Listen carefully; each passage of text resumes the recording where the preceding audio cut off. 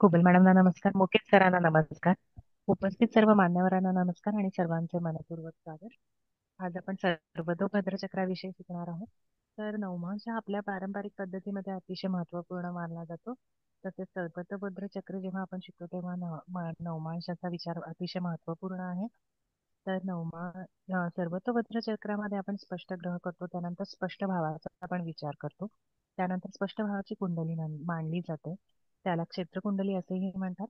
सर्वतोभद्र चक्र हे शास्त्र नवमांश व सूक्ष्मांशावर असे आधारित आहे. नवमांश 108 आहेत. या 108 नवमांशांचा सर्वतोभद्र चक्राच्या कुंडलीमध्ये मांडणी केली जाते आणि त्याच्यानुसार आपण प्रेडिक्शन करतो. तर सर आपल्याला याविषयी आज मार्गदर्शन करणार आहे. मी सरांना विनंती करते की त्यांनी आजच्या लेक्चरला सुरुवात करावी.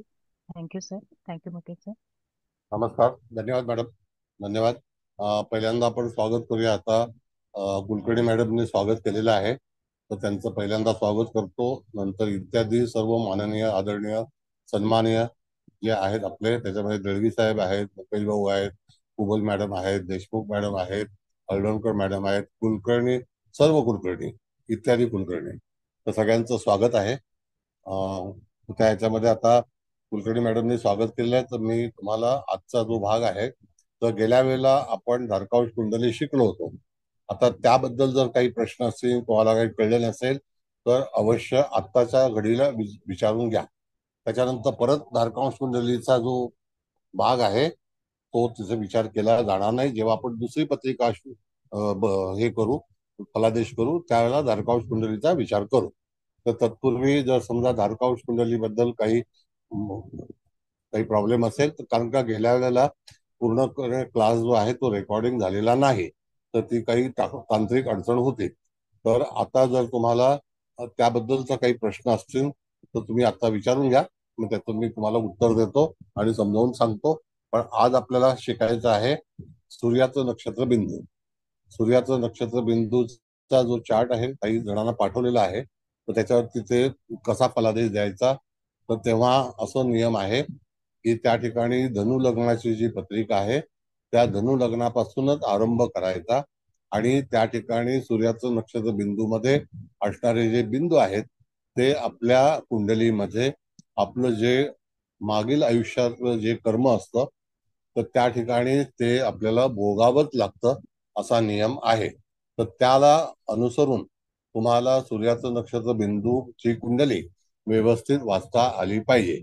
आता ती का वाचावी, तर त्याच्याकरता एक सेपरेट पार्ट असा आहे की त्याची विभागणी करते वेळी सूर्याचं नक्षत्र बिंदू हा जो प्रकार आहे, तर मागील जन्मामध्ये आपण जे काही कर्म केलेलं असतं त्याला अनुसरून आपण त्या ठिकाणी ते भोगायचंच असतं. त्याच्यामध्ये काहीही सुटका नसतात.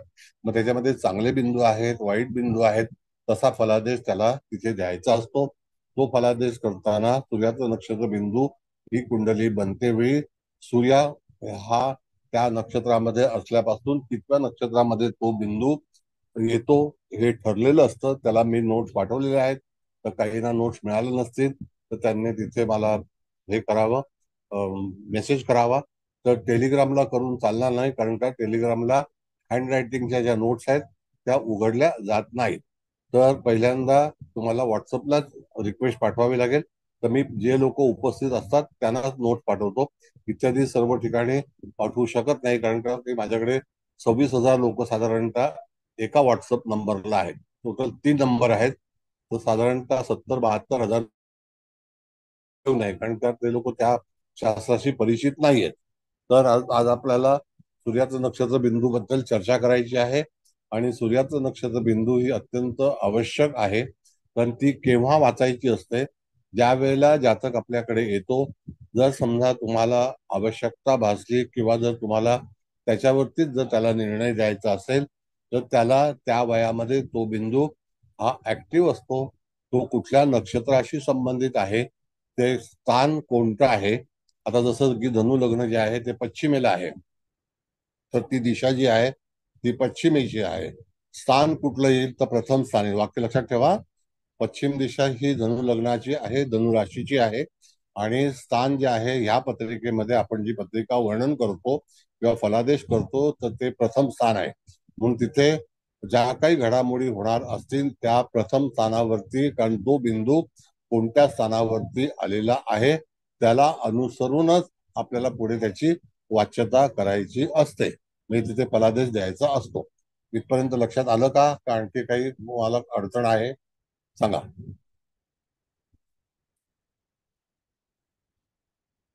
काही कळलं नाही असं काय आहे का? नाही सर, कळलं. व्यवस्थित? बर. हो, व्यवस्थित तुमच्या कळलं. हा, तुमच्याकडे पत्रिका आहे का तिथे? हो सर. असेल ना, सगळ्यांकडेच असेल ना, आता खूप पूर्वीच पाठवलेली आहे ना.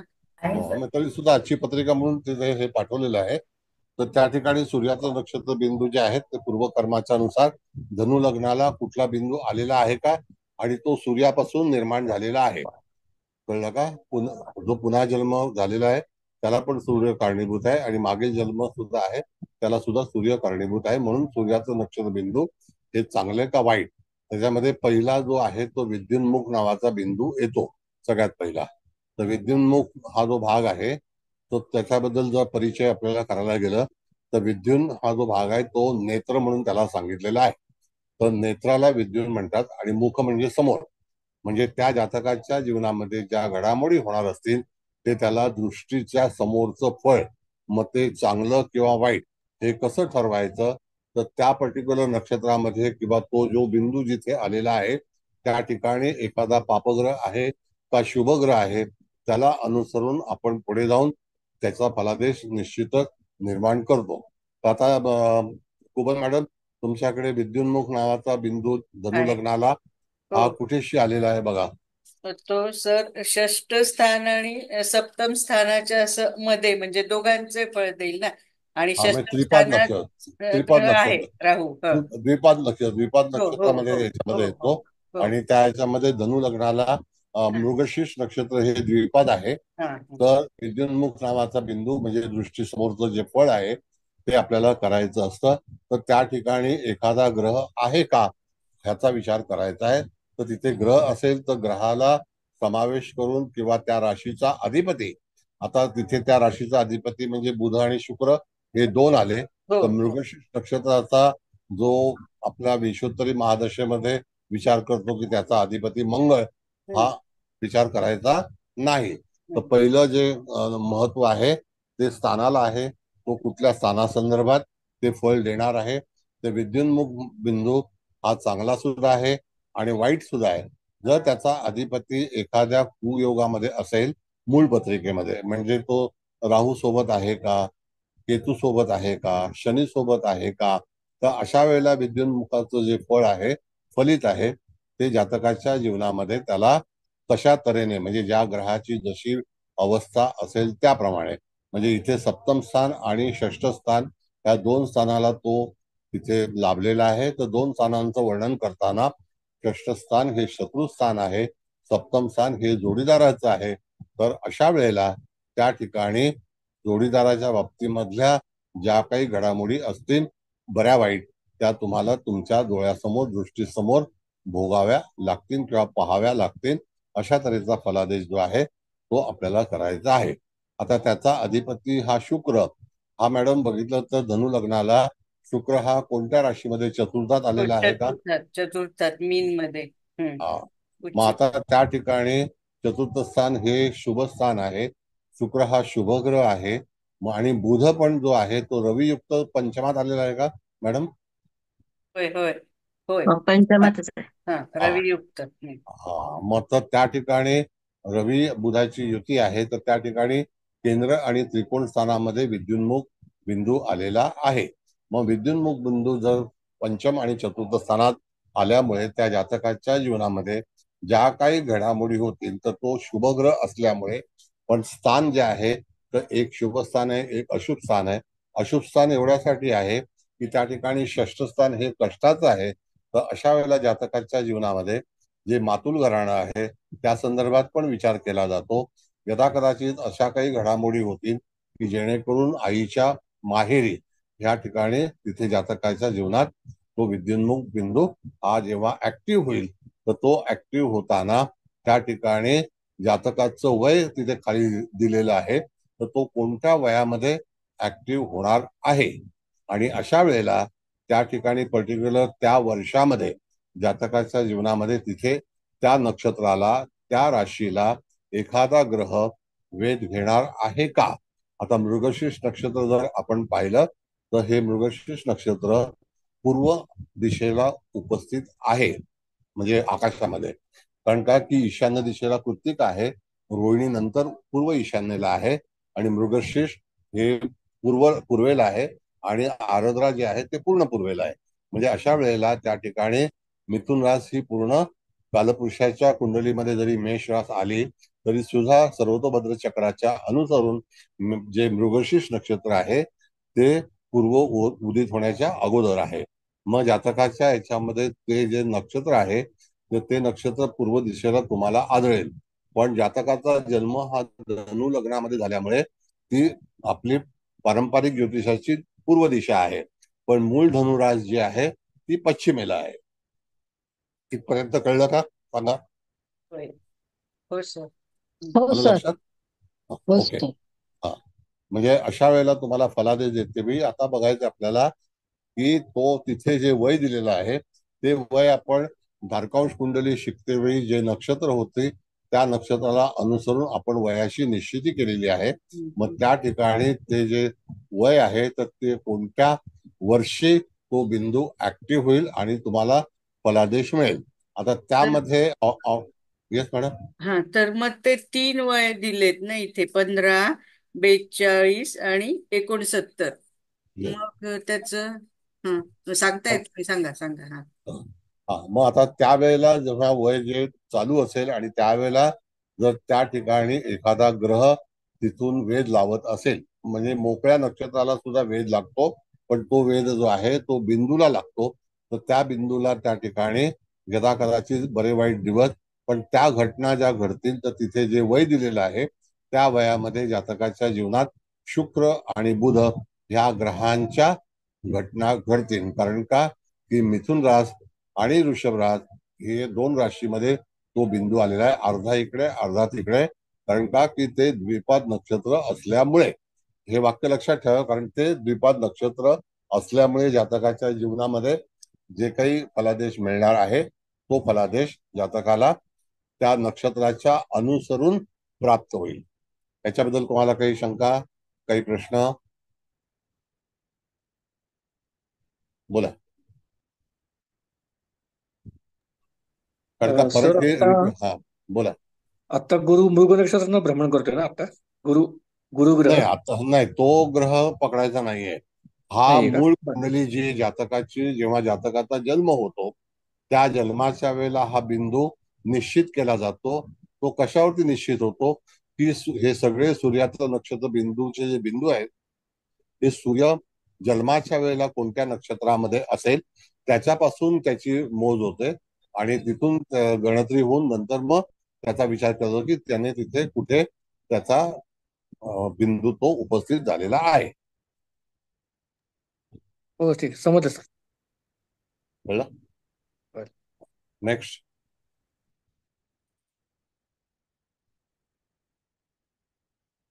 इथे सर आता षष्टात राहू आहे ना, मग त्याला हा, त्याचं मग कसं आता पाहिजे? त्या ठिकाणी जेव्हा षष्ठातला राहू जो आहे ना हा, तर तो यदा कदाचित रोहिणी नक्षत्रामध्ये आहे का?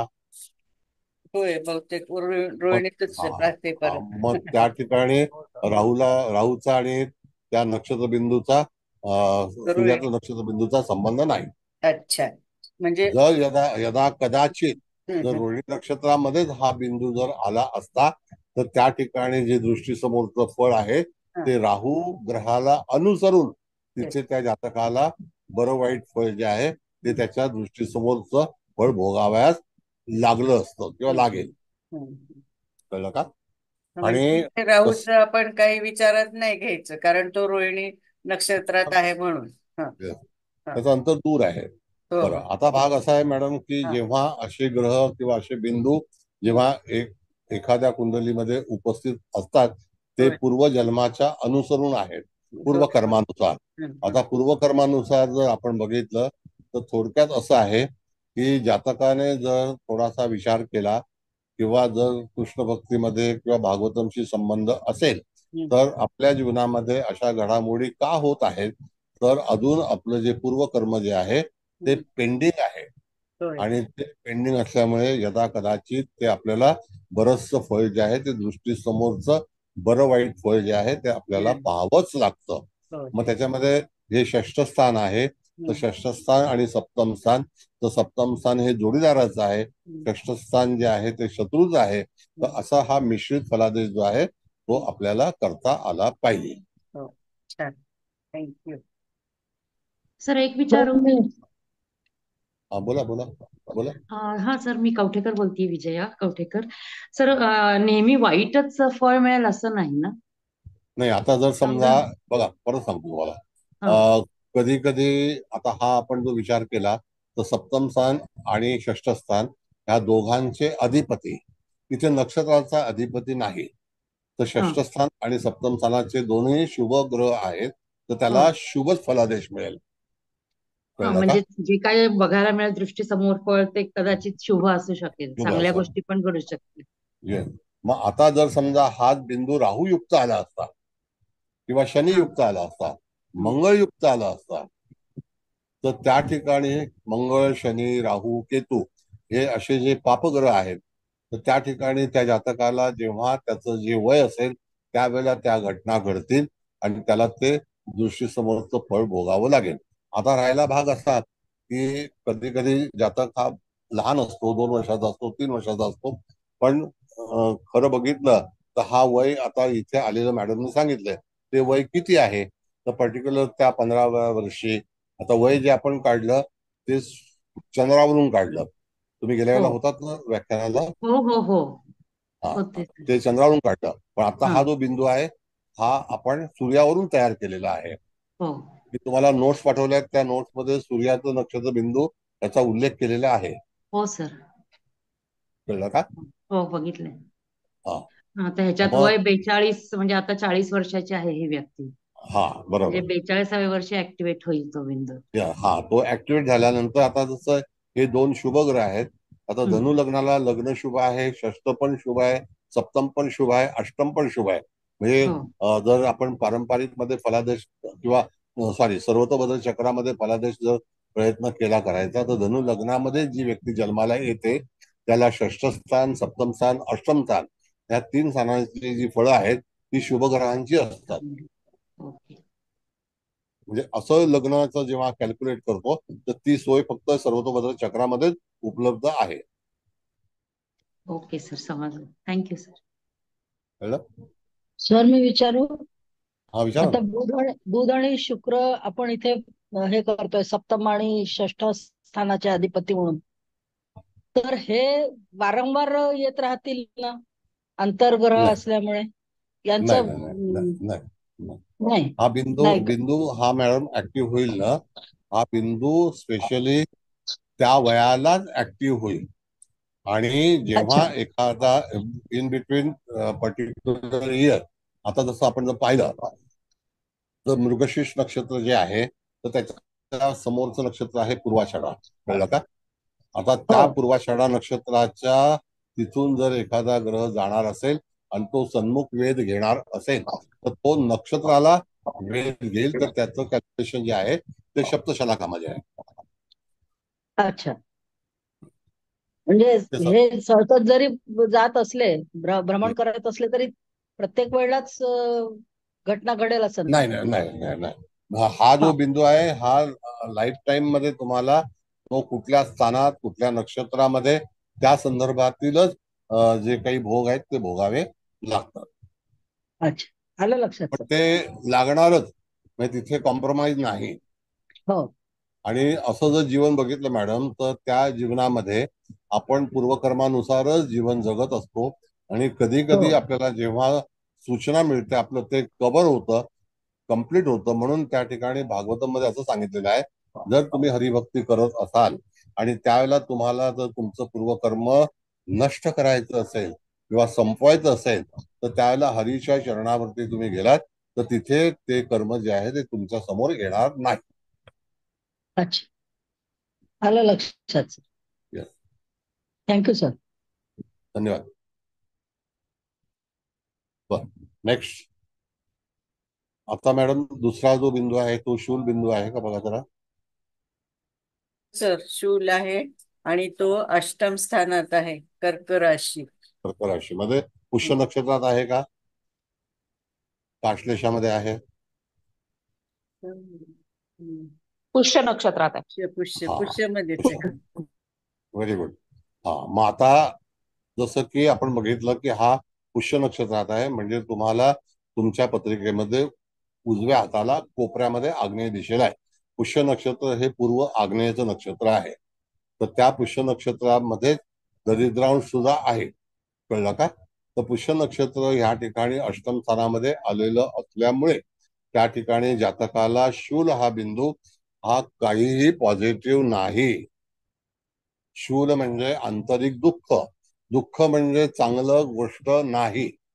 आता अशा ह्या जातकाच्या जीवनामध्ये, प्रत्येकाच्या जीवनामध्ये अशी दुःख जी असतात तर ती भरपूर प्रमाणामध्ये उत्पन्न होतात, उपस्थित असतात, किंवा त्याची झळ जी आहे ती त्या जातकाला सतत सतावत असते. तर प्रत्येकाच्या जीवनामध्ये आंतरिक दुःख हे असतंच.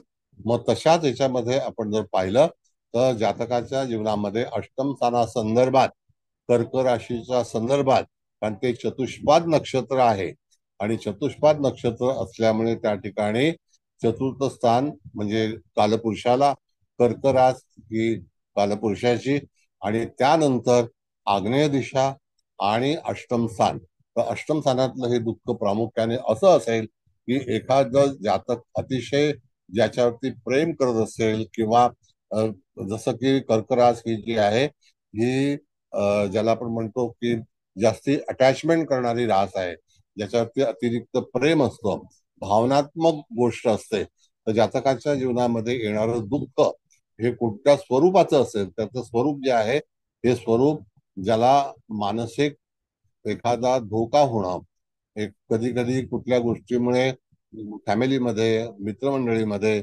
असा काही धोका होतो, तो त्याच्या जीवनामध्ये कायमस्वरूपी लक्षात राहतो. म्हणजेच काय की अशा वेळेला जातकाच्या जीवनात होणारं जे दुःख आहे ते त्याचं स्वरूप हे अशा तऱ्हेचं असू शकतं. आपल्याला लक्षात आलं तुमच्या, बोला. लक्षात आलं नसेल तर हरकत.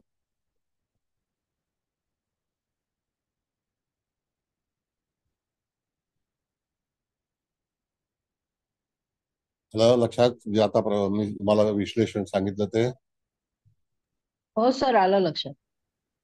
हो आणखी सर, कोणाच्या लक्षात समजलं. हो सर, कळलं. कळलं ना. मग हो आता सर, हा समजलं. शूलबिंदू कोणत्या वर्षी येणार आहे. आता तिथे आपण बघितलं मगाशी तर 14 वर्षी, तर हा 18-20 वर्षी आहे का बघा तुम्ही. 18, 45 आणि 72 आहे हा, वय. म्हणजे जातकाच्या जीवनामध्ये त्या दरम्यान लक्षात घ्या, त्या दरम्यान त्या ठिकाणी जेव्हा एखादा ग्रह तिथे वेध लावेल, आता तो ग्रह जेव्हा सन्मुख वेध लावतो तर त्यावेळेला तिथे असणारं जे नक्षत्र आहे तर ते नक्षत्र जे आहे ते ज्येष्ठा नक्षत्र आहे. तर ज्येष्ठा नक्षत्र आणि पुष्य नक्षत्र याचा समसप्तक वेध होतो. आहे का बघा, समसप्तक वेध आहे ज्येष्ठाचा आणि त्याचा. आहे सर. हा, मग अशी घटना होते वेळी त्या काळामध्ये, म्हणजे ते 1 वर्षाचा जो पिरियड आहे तर त्यामध्ये सूर्य हा जो त्या ठिकाणी जेव्हा येईल तर साधारणतः ती तारीख जी आहे तर ती तारीख कदाचित 2 जानेवारी नंतरची असू शकेल. बघा, 2 जानेवारीला ज्येष्ठा नक्षत्रामध्ये सूर्य असेल का किंवा आहे का हे तुम्हाला पाहता आलं पाहिजे. आहे 2 डिसेंबर, सॉरी 2 डिसेंबर. हो बरं, सर, आहे. ज्येष्ठा नक्षत्र समोर दिसतंय तुम्हाला. पुष्य हो, नक्षत्राच्या समोरच आहे. समोर समोर समोरच आहे, आहे ना. पुरुषाच्या समोर. हो. मग त्याला त्या ठिकाणी तुम्हाला आल्यानंतर जातकाला सूचना द्यायची की डिसेंबर महिन्यामध्ये अशी एखादी घटना होऊ शकते की ज्याच्यामध्ये तुला जे आंतरिक दुःख होईल ते जीवनामध्ये भोगावंच लागेल, आणि त्याचं जे काही यदाकदाचित कधी कधी आता एखाद्या व्यक्तीच्या आयुष्यामध्ये ह्या घटना जेव्हा होत असतात तर त्या मनामध्ये शेवटपर्यंत तिथे राहतात आणि त्याची आठवण उजळणी सारखी सारखी होत असते. म्हणून हा शूलबिंदू, तर शूलचा मुख्य अर्थ काय आहे, तर आंतरिक दुःख हे आपण कदाचित कधी कोणाला सांगू शकत नाही. अशा प्रत्येक व्यक्तीच्या जीवनामध्ये कुठलं ना कुठलं तरी आंतरिक दुःख असू शकतं. मग ते अष्टम स्थानातलं दुःख म्हणजे मृत्यू स्थानातलं आहे. यदा कदाचित अष्टम स्थानामध्ये ज्या ज्या गोष्टी पाहिल्या जातात, तर त्या गोष्टीमध्ये यदा कदाचित आपल्या पैशाचा संग्रह असेल, आपल्या घरामध्ये किंवा कुटुंबामध्ये एखादी व्यक्ती अशा तऱ्हेने गेली असेल, त्याच्यावरती आपली भरपूर अटॅचमेंट असेल किंवा तो गेल्यामुळे आपल्याला जे झालेलं दुःख असेल, हे दुःख माणसाच्या मनामध्ये शेवटपर्यंत जागृत राहतं. त्याला शूलबिंदू असं म्हटलेलं आहे. बोला. सर विचारू का एक?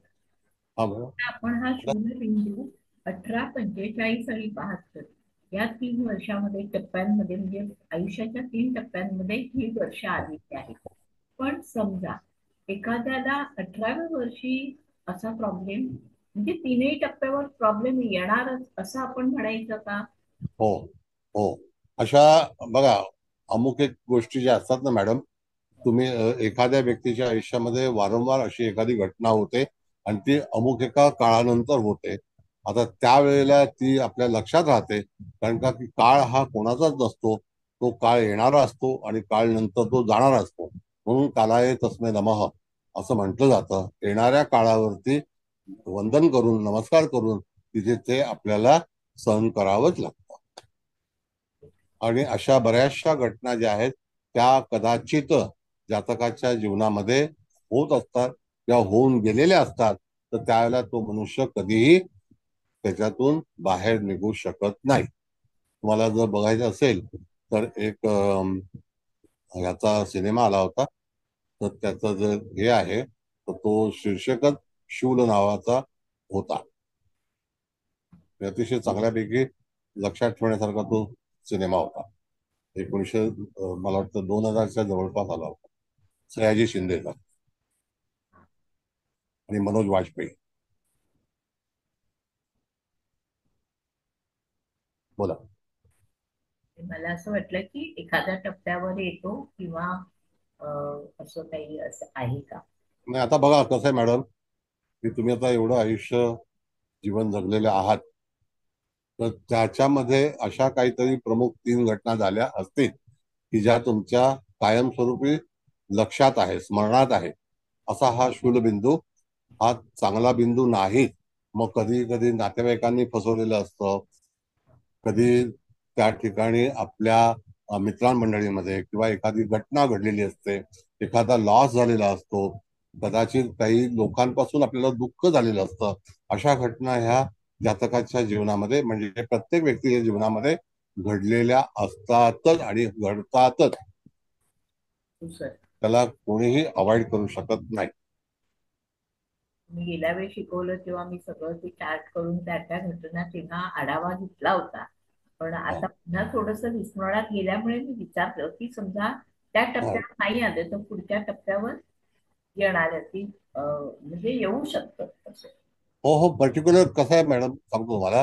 सूर्याचं नक्षत्र बिंदू हा विचारच जो असा आहे जो सर्वतोभद्र चक्रामध्ये, की जातकाच्या जीवनामध्ये ह्या घडामोडी होणारच. आता ते सप्तम स्थानामध्ये तो बिंदू आहे तर दरवेळेला काही जोडीदाराबद्दलच होईल असं नाही. षष्ठ स्थानामध्ये तो बिंदू आहे विद्युन्मुक्त जोडीदाराबद्दल किंवा शत्रूबद्दलच होईल असं नाही. There are number of people. Bhagwat madam बोला.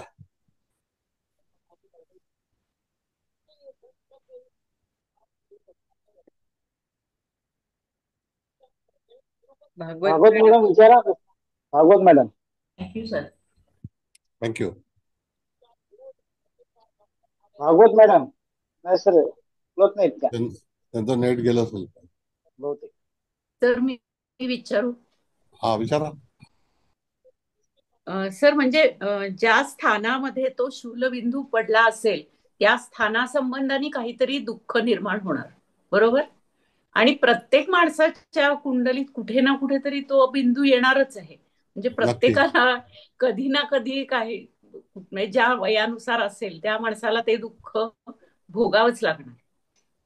असं आहे मॅडम की आता तुम्ही एवढं आयुष्य काढलेलं आहे, तर यदा कदाचित जीवनामध्ये 2 घटना तरी अशा असतील, कळलं का, की हा त्या हा पर्टिक्युलर त्या वयामध्ये त्या वर्षामध्ये झालेल्या आहेत. तर त्या ठिकाणी शूल हे आंतरिक दुःख आहे की ते तुम्हाला चटका लावूनच गेलेलं आहे.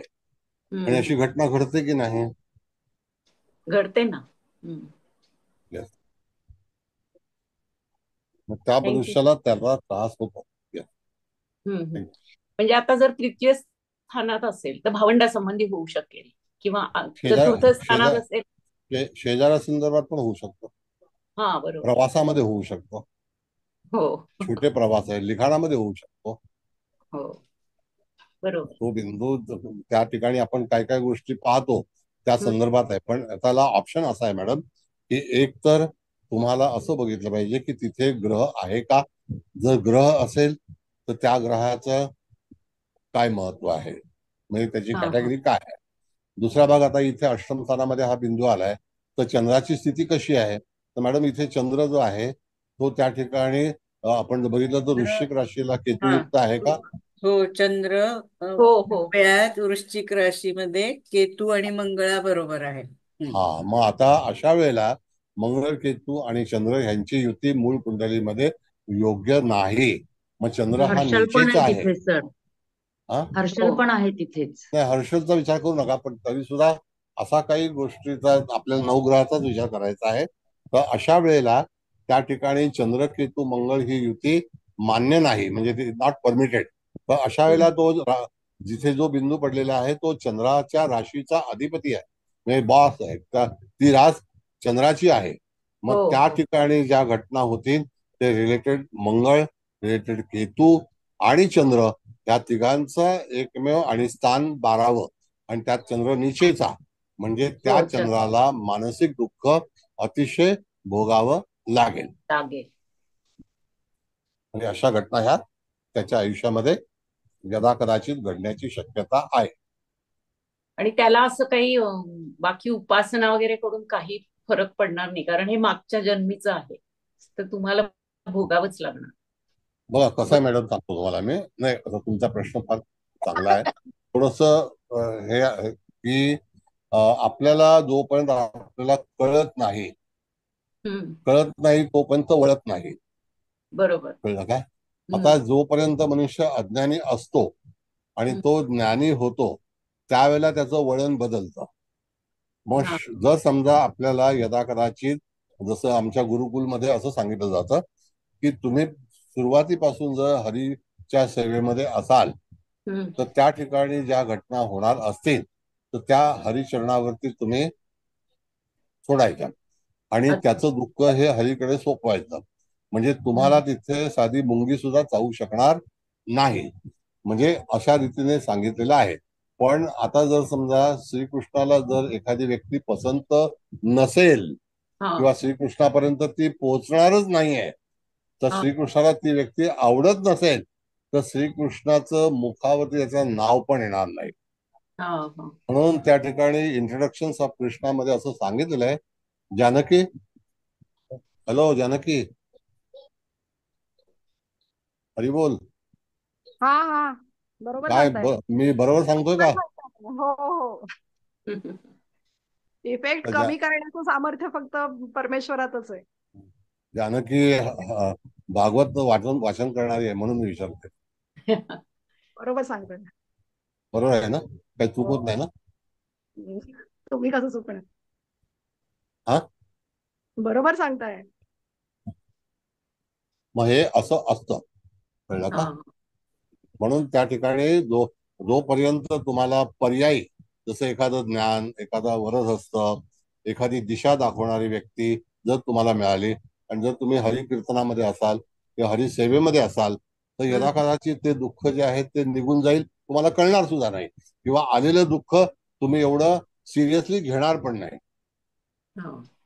किंवा म्हणजे ते दुःख भोगायचं बळ येईल आपल्यामध्ये. हा, दुःख भोगायचं बळ म्हणजे दुःख ऍक्च्युली असं मला मी सांगतो, आता जी मंडळी आहेत तर एक साधं भागवतमचं पुस्तक जरी तुमच्या घरामध्ये असेल हम्म. तरी सुद्धा दुःख आतमध्ये शिरणारच नाही. अच्छा. दुःखाला प्रवेश नाही. आणखी दुसरा एक वैशिष्ट्य असं आहे, आता विषय निघाला भागवतांचा म्हणून सांगतो, हम्म. की जेव्हा तुम्ही त्या भगवंताच्या भक्तीमध्ये असाल तर त्यावेळेला समोरची व्यक्ती तुमच्यापासून दूर निघून जाईल हे तुम्हाला कळणार पण नाही, आणि तुम्हाला अच्छा. शोक होणार नाही, म्हणजे हा दुःख होणार नाही. शोक म्हणजे हा. दुःख. हम्म. हम्म. म्हणून कधी कधी एखादी व्यक्ती जर समजा आपल्या प्रांतातून निघून गेली तर हा. त्याचं दुःख करायचं नसतं. प्रांत म्हणजे आपलं जीवन. हा. तर आपलं दुःख करायचं नसतं, कारण का ती हरीची कृपा होती, की हरीने सांगितले की ही व्यक्ती not permitted to attend yourself. अच्छा. हा हा हा. असा नियम आहे. अच्छा. बर, भिडे मॅडम बोला. थँक्यू हा सर. नमस्कार. नमस्कार सर, मला विचारायचं होतं की हे जे सगळे बिंदू आहेत वेगवेगळे सूर्यात नक्षत्र बिंदू, हे प्रत्येक कुंडलीत असतातच ना, सगळ्या प्रकारचे बिंदू हो का हो काय? हो हो हो. प्रत्येकाच्या कुंडलीमध्ये हा बिंदू कुठे ना कुठेतरी येणार. कसं असतं मॅडम, की ही कुंडली म्हणजे सर्वतोभद्र चक्र ज्या ऋषींनी बनवलंय तर त्यांनी पूर्णपणे विचार करून त्यांनी अशा तऱ्हेची ही कुंडली मांडली की याच्यामध्ये धारकांश कुंडली आहे, त्याच्यानंतर सूर्याचं नक्षत्र बिंदू कुंडली आहे, चंद्राचं नक्षत्र बिंदू कुंडली आहे, नाडी कुंडली आहे. हा सर्वस्वी विचार त्यांचा आहे. माझं काय, माझं फक्त तुम्हाला एक इंट्रोडक्शन देणं हे माझं काम आहे. हे मी निर्माण केलेलं नाही. तर तरी सुद्धा प्रत्येकाच्या आयुष्यामध्ये काही ना काहीतरी दुःख येतातच. पण कसं असतं की ज्या वेळेला आपण यदा कदाचित आपल्या जीवनामध्ये वळण येणार असेल तर त्या दरम्यानच तुम्हाला त्या ठिकाणी जाण्याची संधी मिळते, आणि मग ते दुःख जे आहे ते निवारण होतं. बरं, अजून एक विचारायचं होतं की हा बिंदू ज्या राशीत पडला असेल तो राशी अधिपती म्हणजे जो असेल तर तो त्या याचा धरायचा का? हो, राष्ट्राधिपती म्हणजे ज्या राशीचा मालक आहे ना चंद्र, आणि तो केतुयुक्त झालाय, मंगळयुक्त झालाय, याचा हो. अर्थ ते ते जे आहे ते 12वं स्थान आहे त्याच्या कुंडलीतलं, आणि बिंदू हा अष्टम स्थानामध्ये आलेला आहे. तर त्याकरता जातकाच्या जीवनामध्ये ज्या घडामोडी होतील तर शूलबिंदू हा अत्यंत कठीण त्याच्या जीवनामध्ये घटना घडवू शकेल किंवा घडवू लागेल, घडतील. धन्यवाद सर, छान समज. धन्यवाद. म्हणून कसं असतं मॅडम, की आपल्या पूर्वजांनी सुरुवातीपासूनच त्या ठिकाणी अटॅचमेंट, जसा आता पूर्वीचा धर्म होता, लोक एकत्रित व्हायचे, तेव्हा त्यांना असा काही उद्योग नव्हता आणि त्यावेळेला दुःख कमी होते. पण नंतर कालांतराने आपण आधुनिकतेकडे जायला लागलो. आता विचार करा, एक साधी गोष्ट, गांधारीने जर कृष्णाला पहिलाच ओळखलं असतं की हा परमेश्वर आहे आणि ती त्याच्या शरण मध्ये गेली असती तर 100 पुत्रांचा नाश नसता झाला. झाला असता का? नसतं. यस. पण तिला ते भोगायचंच होतं आणि तिथे कुठेतरी आवर घालायला पाहिजे होता. पण श्रीकृष्ण त्यांना कळलाच नाही.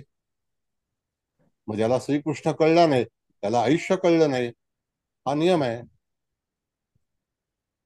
जानकी,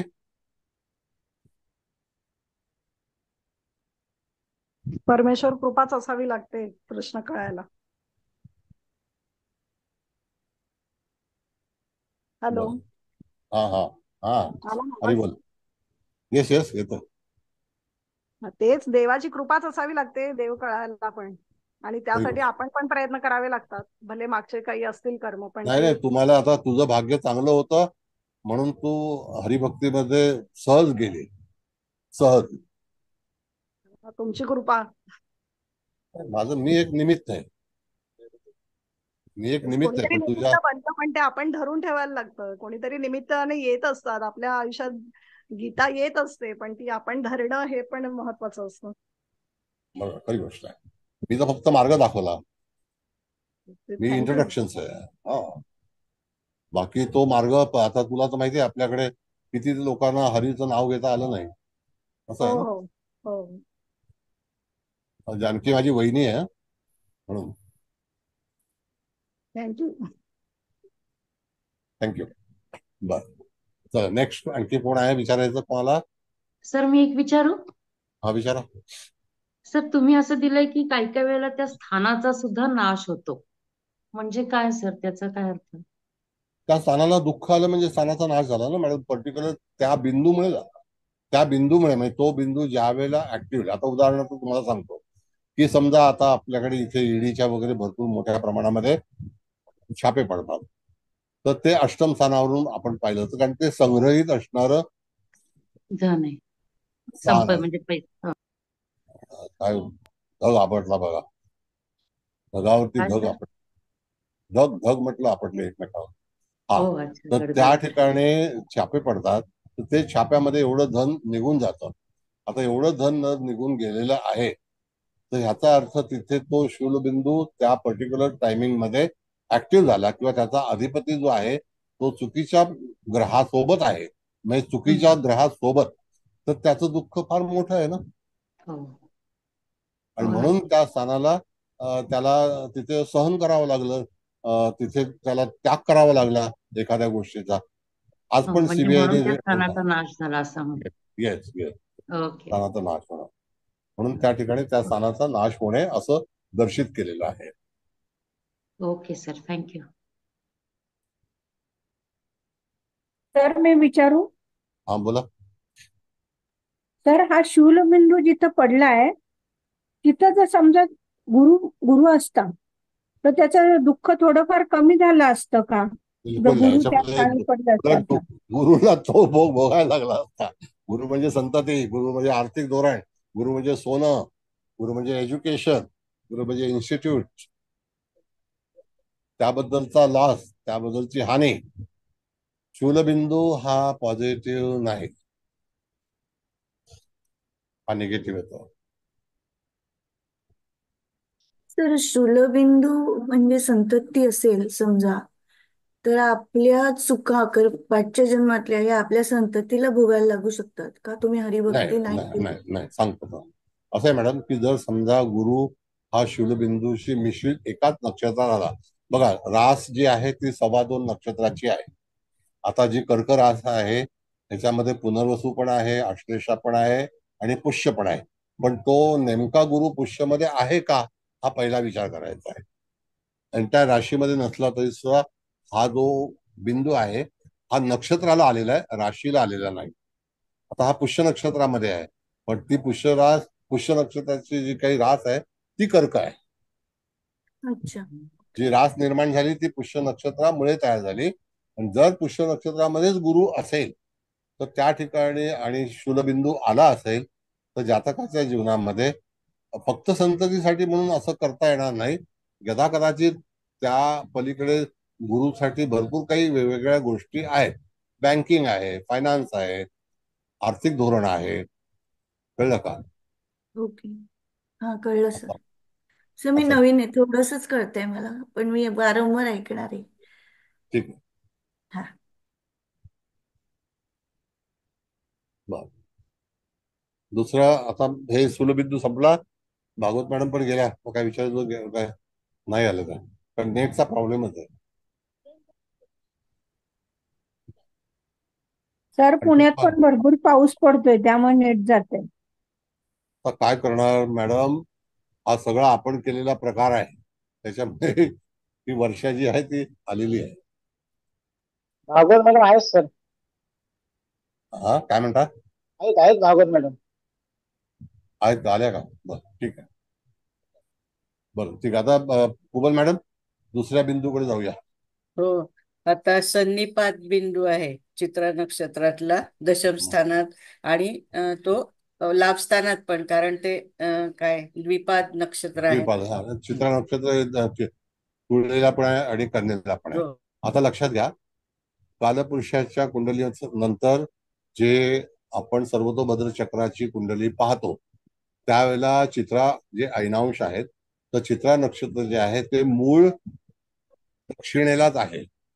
कळलं का? त्याच्यापासून आपले ऐनांश ठरले जातात.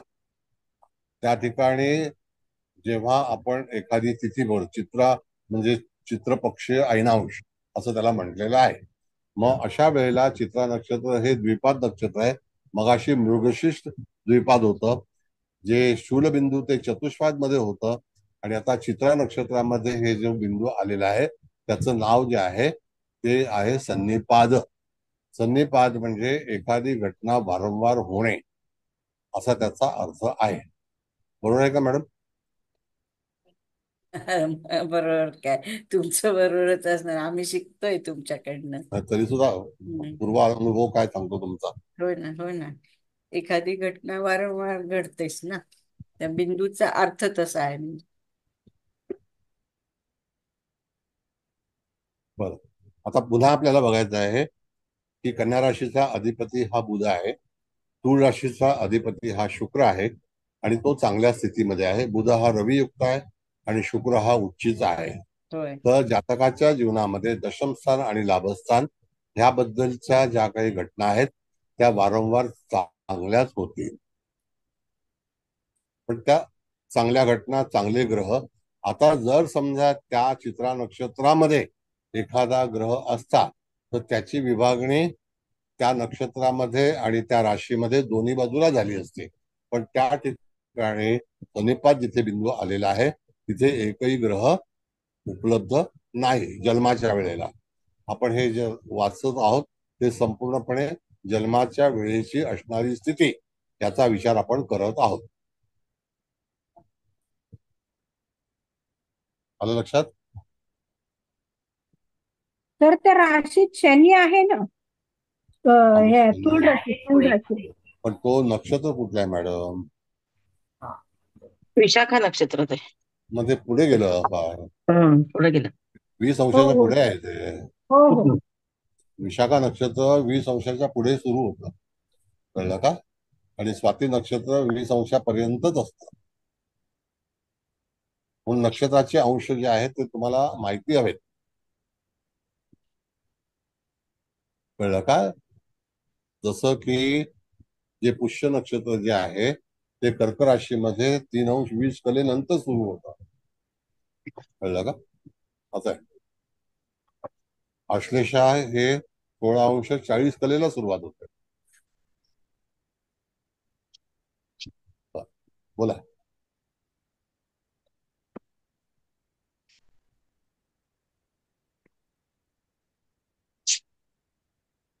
सन्निपादाबद्दल काही विचारायचं आहे का?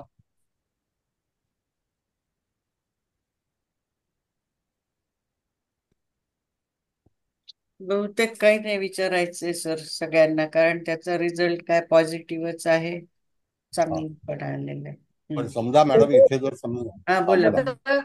एक विचारू, जर वारंवार त्या घटना होणार तरी सर त्या पर्टिक्युलर वयामध्येच होणार ना, म्हणजे ते आलेलं आहे वय त्या पर्टिक्युलर वर्षीच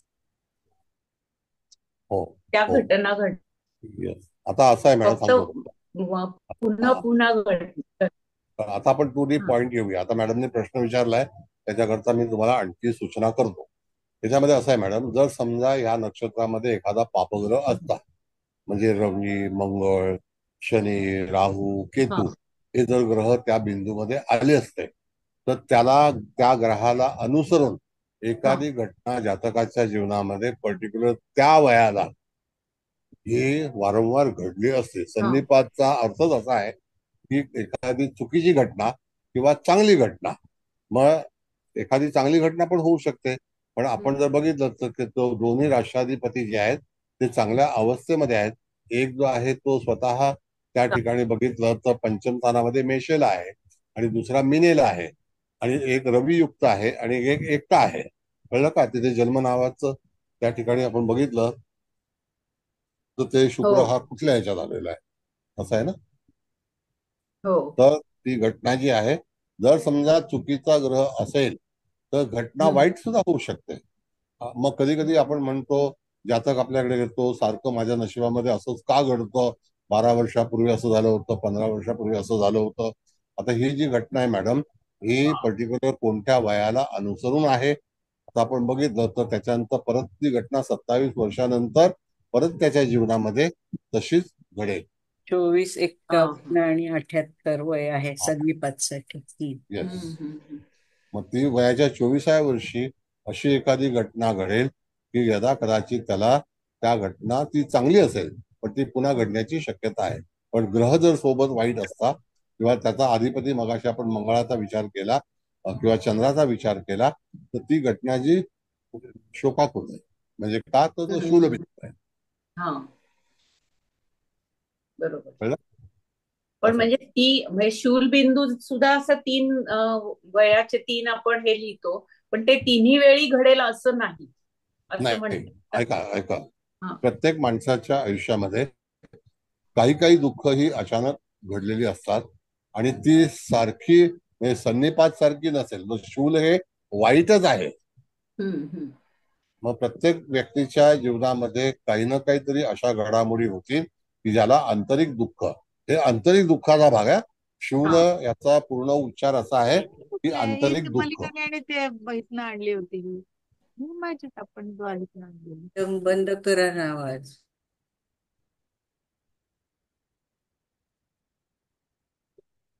कळलं?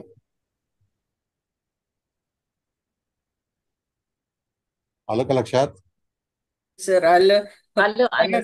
हे सांगा की हा सन्निपात बिंदू वारंवार घटना घडवणार आहे आणि इथे रवी, बुध आणि शुक्र हे चांगले ग्रह आलेत म्हणून आपण म्हणतोय की ह्या घटना चांगल्या घडतील.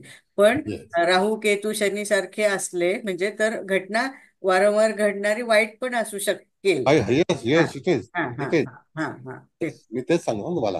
हो ना. शूल कसा टोटली दुःखच देणार. बॅडच आहे. हा, पण हा मे बी डिपेंड्स कुठला ग्रह आहे, शुभ अशुभ असं.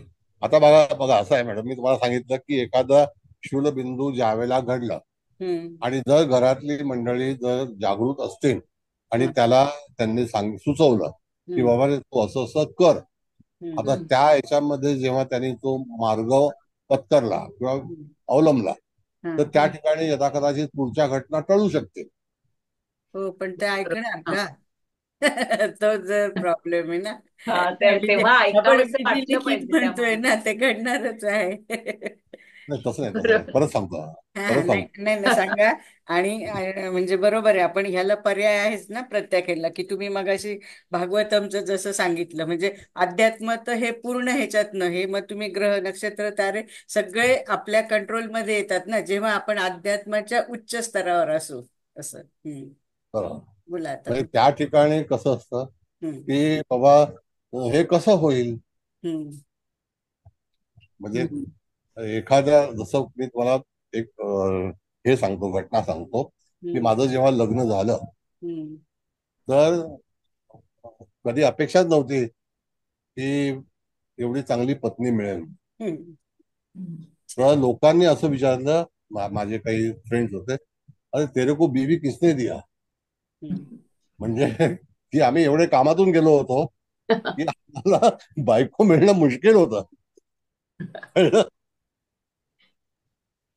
असं आहे. तर ज्याला हे माहिती असतं कामातून गेलं आहे तीच व्यक्ती कामाची असते. ज्यांना असं वाटतं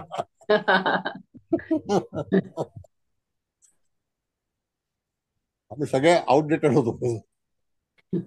कळलं? तिथे हे सगळं नशिबाचा खेळ आहे. बरोबर. असा भाग. पण ते नशीब आहे.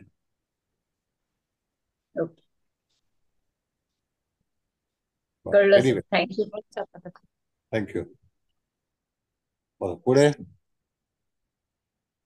का पुढे की कुणाला विचारायचंय काही? हा विचार कारण का की सूर्याचं नक्षत्र बिंदू हे चांगलं शिकलं पाहिजे.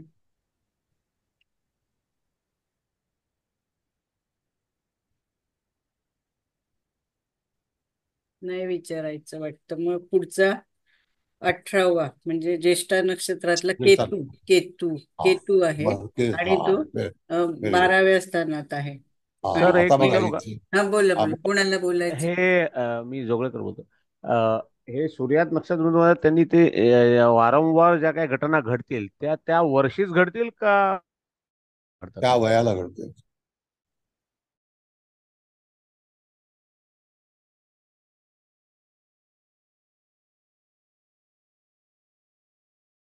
वाईट घटना चांगली असेल त्या वयाला घडतील.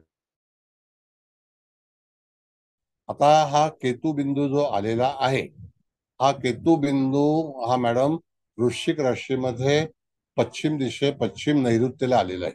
हो. कळलं का? होय होय. पश्चिम नैऋत्येला. हम्म. आता पश्चिम नैऋत्येला हा केतू म्हणजे तो केतू नाही, हा केतू वेगळा आहे.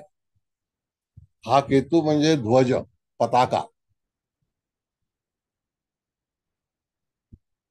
हा चांगला बिंदू आहे ना, पताका नाही लावतात नाही, म्हणजे. आहे चांगलं. बघा हो. असं आहे पण इथे की मंगळ पूर्वी, हल्लाय ना. हा. नाही हरकत नाही, पूर्वी आपल्याकडे अशी विचारधारा होती, आपण जेव्हा लग्न समारंभ करायचो किंवा हे काम करायचो, त्याला आपला झेंडा जो आहे तो वेगळा असायचा. आजही तुम्ही बघितलं तर काही वाहनावरती एक वेगळ्या तऱ्हेचा झेंडा तिथे असतो, होय. बरोबर आहे ना? त्याला केतू म्हटलेला आहे. आता केतू हा, याला सर्वतोभद्र चक्रामध्ये ध्वज म्हटलं, ध्वज, पताका. म्हणून काही समारंभामध्ये तुम्ही बघितलं काही ठिकाणी तर तुम्हाला पताकाचं तोरण असतं. होय. कळलं का? हम्म. हा, मग तो ईश्वरी संकेत आहे. आता ती पताका चांगली आहे का वाईट आहे? तर ज्या स्थानामध्ये जी पताका आली असेल, म्हणजे ध्वज, तो ध्वज आला असेल तर केतू म्हणजे ध्वज. मग त्या ध्वजाचा लौकिक तो चांगला होईल का वाईट होईल? कधी कधी एखाद्या कुटुंबामध्ये एखाद व्यक्ती अतिशय नाव काढतं, उच्च स्तरावरती जातं, लौकिक प्राप्त होतं. केतू म्हणजे लौकिक प्राप्त होणे. कधी कधी एखाद संत महात्मा हा जे असतात ते सुद्धा ती पताका जवळ बाळगतात. मंदिरावरती पण अशी पताका असते आणि मंदिराचा ध्वज जो असतो तो सर्वोच्च असतो. तर तसं हा जर केतू नावाचा बिंदू हा जर एकटा असेल तर निश्चितच तो चांगला आहे. मग आता समजा जर गुरु सोबत असेल, बघा त्या केतू आणि ह्या केतू मध्ये फरक आहे. तो साऊथ नोड आणि हा केतू हा बिंदू आहे. जर समजा त्या ठिकाणी सूर्य असेल तर आपल्या वंशाची पताका ही निश्चित चांगल्यापैकी झळकेल. तर आता हे जे सगळे मोठे लोक आहेत जे अत्यंत गरिबीतून फार उंचावर जाऊन बसलेले आहेत आणि त्यांचा कारोबार किंवा त्यांची राजनीती ही अतिशय मोठ्या ह्याच्यावरती चाललेली आहे, तर तिथे सुद्धा त्या केतुबिंदूने तिथे सहाय्य केलं असेल, म्हणजे त्या कुटुंबाचं नावलौकिक, व्यक्तीचं नावलौकिक हे होणं, ह्याला केतूची पताका म्हटलेलं आहे. म्हणून केतू हा बिंदू हा पॉझिटिव्ह आहे. जर त्यासोबत जर चुकीचा ग्रह असेल तर यदा कदाचित जातकाच्या जीवनामध्ये तिथे केतू ह्या बिंदूमुळे वाईट लक्षणं सुद्धा, वाईट चर्चा सुद्धा, वाईट योग सुद्धा किंवा वाईट कर्तृत्व सुद्धा, वाईट प्रचार सुद्धा जातकाच्या जीवनामध्ये होण्याची शक्यता दर्शवली जाते. मग आता इथे म्हणजे आपण अष्टम स्थानात हा केतू बिंदू आलाय, तिथे ऍक्च्युअल ग्रह केतू, चंद्र आणि मंगळ हे आहेत. मग आता ह्या तिघांचं वृश्चिक राशीमध्ये ज्येष्ठा नक्षत्रामध्ये कोण कोण आहेत? अच्छा, बिंदू हा पहिला कुठे आलाय तो बघा. बरोबर आहे. मग ज्येष्ठ फक्त चंद्राला आलाय, मंगळाला नाही आलाय केतू. हो ना, मंगळाला नाही. मंगळ अनुराधामध्ये. हा, मग चंद्राला आलेला आहे, याचा अर्थ त्याची जी मानसिक स्थिती आहे किंवा त्याच्या कुटुंबात त्याची आई, त्याची पत्नी, केतू हा बिंदू त्यागाचा पण बिंदू आहे, अध्यात्माचा पण आहे. यदा कदाचित त्या अध्यात्मामध्ये लौकिक, नावलौकिक होणं, पण हा बिंदू कोणत्या वर्षी ऍक्टिव्ह होईल हे सगळं भोगल्यानंतरच केतूपर्यंत जायचं असतं. हे पण तेवढं लक्षात घ्या. म्हणजे शूल पण भोगायचाच आहे, सन्निपात पण भोगायचा आहे, विद्युन्मुख पण भोगायचा आहे. त्याच्यानंतर त्या ठिकाणी जातकाला हा केतू बिंदू आपल्याला प्राप्त होतो. 28 आणि 55 वय दिलंय या केतू ह्याला. येस. आणि आता तो त्या ठिकाणी वृश्चिक राशीला ज्येष्ठा नक्षत्रामध्ये आहे. त्याचा अर्थ पुष्य नक्षत्रातला जो वेद आहे तो त्या ठिकाणी पुनर्वसूतला आहे बघा, तिथे तो पुनर्वसूतला असेल तर त्या ठिकाणी तो केतूला लागतोय का? समसप्तक मध्ये तिथे नक्षत्र पुष्यता ज्येष्ठाला लागेल सर. पुष्यला हा बरोबर. पुष्यता ज्येष्ठाला आहे समोरासमोर. मग त्या ठिकाणी तिथे पुष्य नक्षत्रामध्ये जर समजा ज्येष्ठाला आहे तर पुष्य नक्षत्रामध्ये सूर्य हा एकच ग्रह असा आहे की दरवर्षी त्या ठिकाणी तिथून तो भ्रमण करणार आहे. तर तो भ्रमण करते वेळी तुम्हाला साधारणतः 20 जुलै ही तारीख आपल्याला निश्चित केली पाहिजे. तर 20 जुलैला सूर्य हा पुष्य नक्षत्रामध्ये भ्रमण करीत असतो. आहे का बघा 20 जुलैला?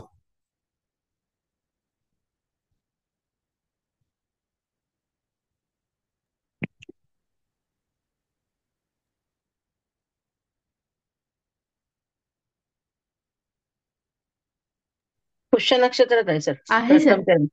प्रथम चरण. हा मग त्या तारखेला येतो ना बरोबर. 19. मग तो त्या ठिकाणी शिव नवमास आहे. कळलं का? शिव नवमास म्हणजे आपल्याला जर एखाद्या जातकाला भविष्य सांगायचं असेल की तुझा नावलौकिक किंवा तत्सम गोष्ट तुझ्या आयुष्यामध्ये जे परिवर्तन होणार आहे तर ते परिवर्तन होताना त्याच्या समोरून जाणारा जो ग्रह आहे तो ग्रह तिथे वेध लावणार आहे.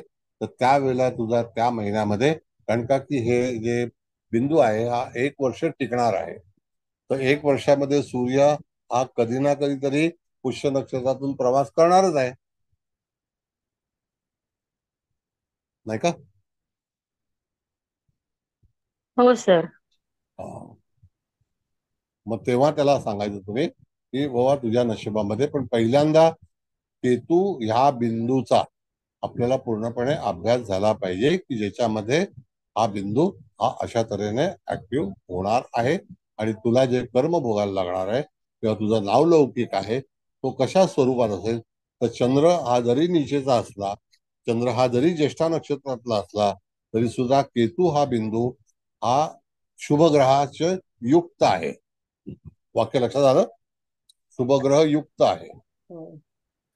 पण मग बोला. कोणामुळे तो लौकिक प्राप्त होईल? आता चंद्र म्हणजे आई. आई पण आई आपण स्वतः नाही का? नाही ना, असं आहे की सपोर्टिंग तर तुम्हाला जन्म हा कोणामुळे होतो? तर आईमुळे, वडिलांमुळे. म्हणजे आईच्या थ्रू नावलौकिक होईल. किंवा पत्नीमुळे होतो. पत्नी धरायची का चंद्राला का शुक्राला धरायची? म्हणजे काय चंद्र म्हणजे पत्नीचा कारक आहे, शुक्र नाही आहे. नाही नाही, हा सप्तमच आहे तो. शुक्र हा विलासी आहे. म्हणजे शुक्र पत्नीचा कारक नाही. आई प्लस आपल्या अर्धांगी. आता एक साधा विचार करतो तुम्हाला मी. आपल्या फायनान्स मिनिस्टर निर्मला सीतारामन आहेत, बरोबर आहे की नाही? आता त्यांचा लौकिक आहे इकॉनॉमिस्ट म्हणून. आज ते आपल्या देशाचं पूर्णपणे अर्थव्यवस्था पाहतात, पण त्या किती सिंपल आहेत? त्या कधी शोशामध्ये असतात का? मग त्यांचा लौकिक आहे की नाही? आज एवढ्या मोठ्या पदावर असताना सुद्धा त्या कधीही तुम्हाला अशा जाहीर सभेमध्ये तुम्हाला कधी आढळणार नाही. त्या इंडोर कॉन्फरन्स ज्या असतात त्याच्यामध्येच तुम्हाला त्या दिसतील. कळलं का? दुसरी गोष्ट की त्या तमिळनाडूतल्या राहणाऱ्या त्या घरातून निघताना सुद्धा चालत चालत फुटपाथवरून जातात. कोण विचार पण करणार नाहीत की ह्या फायनान्स मिनिस्टर ऑफ इंडिया आहेत म्हणून, युनियन मिनिस्टर आहेत. मग ह्या एवढ्या सिंपल मध्ये सुद्धा त्यांची ख्याती आहे ना, तो लौकिक आहे ना, नाही का? आहे छान. येस, इथे म्हणजे ह्या सगळ्या गोष्टी आपल्याला लक्षात ठेवणं गरजेचं आहे. व्हेरी सिंपल नव्हे. येस, बोला. थोडं ही पत्रिका सोडून एक वेगळं जातक बोलून विचारते की मगाशी आपण जसं म्हटलं की द्विपाद नक्षत्र, तर समजा एखाद्या वयाच्या तिसऱ्या टप्प्यावर होऊ शकतो चंद्रच ग्रह धरला आणि तो कुंभ राशीमध्ये धनिष्ठा नक्षत्रामध्ये आहे. मग धनिष्ठा नक्षत्र हे द्विपाद नक्षत्र आहे. मग मकरेत गेले 2 पद आणि इथे मग तो जर प्रत्यक्ष पत्रिकेमध्ये 3ऱ्या पदातला धनिष्ठा नक्षत्र असेल हो तर हो मग आपण दुसऱ्या पदाशी त्याचा संबंध धरायचा का? नाही सगळ्या ह्याच्यामध्ये सांगतो मला. आता धनु लग्नाला हा. जर आपण पाहिलं तर धनिष्ठा नक्षत्र हे धनस्थानामध्ये पण येतं आणि हो. पराक्रम स्थानामध्ये पण येतं. हो. तर त्या ठिकाणी दोन्ही म्हणजे आपल्या कुटुंबातला लौकिक अधिक आपल्या भावंडाच्या संदर्भातील लौकिक हा निश्चितच केतू हा बिंदूमुळे जातकाचा होऊ शकतो. हे धनु लग्नाला इथे आलेलं आहे. हा. तुम्ही म्हणजे विचारलेला प्रश्न हा बाबतीतच तुम्ही विचार- विचारलेला प्रश्न हा धनिष्ठा नक्षत्रा संदर्भात होता म्हणून. हो. आणि हे नक्षत्र धनुजा अनुसरूनच मी विचारलं, म्हणजे त्या जातकाची जी आहे धनु लग्नाचीच आहे. मग Yes. तिकडे आपण असं म्हणायचं की आता त्या कुंभ राशी आली म्हणजे कुंभचा समजा शनी व्ययस्थानात बसला असेल तर अध्यात्मासंबंधी सुद्धा नावलौकिक होऊ शकेल. हो होऊ शकतं. बरेचसे लोक आहेत की प्रिचिंग मध्ये चांगल्यापैकी हे करतात, हा. स्पिरिच्युअल प्रिचिंग करतात, त्यागी असतात, संन्यासी असतात, साध्वी असतात, नाही का? असं आहे. मिळालं उत्तर. कात घातले फॅनचा वारा तरी लागतो का त्याला?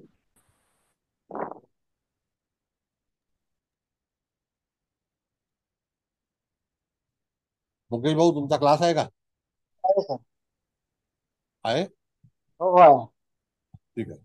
बरं आता प्रथम स्थान येईल. मॅडम प्रथम स्थानामध्ये बघा बिंदू आहे. आहे ना तो उल्का उत्तराषाढा त्रिपाद नक्षत्र आणि तिकडे पण जाईल ना, तो धनात पण जाईल. धनात पण जाईल. हम्म. आता उल्का म्हणजे भास होणे. बघा उल्काचा अर्थ समजून घ्या. उल्का ह्या आकाशामध्ये आपल्याला शिवराशी जेव्हा उदित असते शिवलग्न त्यावेळेला आपल्याला दिसतात आणि धनुराशीमध्ये सुद्धा दिसतात. मग आता त्या ठिकाणी उल्का पडताना जेव्हा दिसते तर तो आपल्याला उल्का दिसते पण ती आपल्याला सापडत नाही. आलं लक्षात? तसं जातकाच्या जीवनामध्ये आलेलं हा जो उल्का नावाचा जो बिंदू आहे तो त्याच्या पूर्व आयुष्याच्या कर्माचा असल्यामुळे त्या ठिकाणी जातकाच्या जीवनामध्ये मला हे मिळेल मला हे मिळेल असं सतत त्याला भास होत असतो पण त्याला ते प्राप्त होत नाही. आता उल्का हा बिंदू भास निर्माण करणारा आहे एवढं वाक्य लक्षात ठेवावं. मग तिथे गुरु असेल शुक्र असेल. आता कधी कधी उल्का म्हणजे भास होणं तर एखादी व्यक्ती असं म्हणते की मला एवढे पैसे मिळतील एवढे पैसे मिळतील किंवा मला अशा वाईट घटना होतील वाईट विचार येतील. हा सगळा एक भाग असतो. कधी कधी काही लोकांना उल्का हा जो बिंदू आहे त्याच्यामध्ये जर पापग्रह असेल शनी राहू केतू मंगळ तर त्या ठिकाणी कदाचित त्याला असं वाटतं की मला काहीतरी होईल असं त्याला वाटत असतं. हा सतत त्याच्यावरती होणारा परिणाम जो आहे तो हाच होतो. आता एका व्यक्तीने डॉक्टरांनी आज एक लेक्चर दिलं होतं. त्या लेक्चरमध्ये सांगितलं कोलेस्ट्रॉल हा जो भाग आहे त्याला तुम्ही बिलकुल चिंता करू नका. मग त्या क्षणापासून ज्या लोकांनी व्यवस्थित लेक्चर ऐकलंय त्यांनी त्या मनातील भास तो काढून टाकला की कोलेस्ट्रॉल झाले मला कोलेस्ट्रॉल झाले.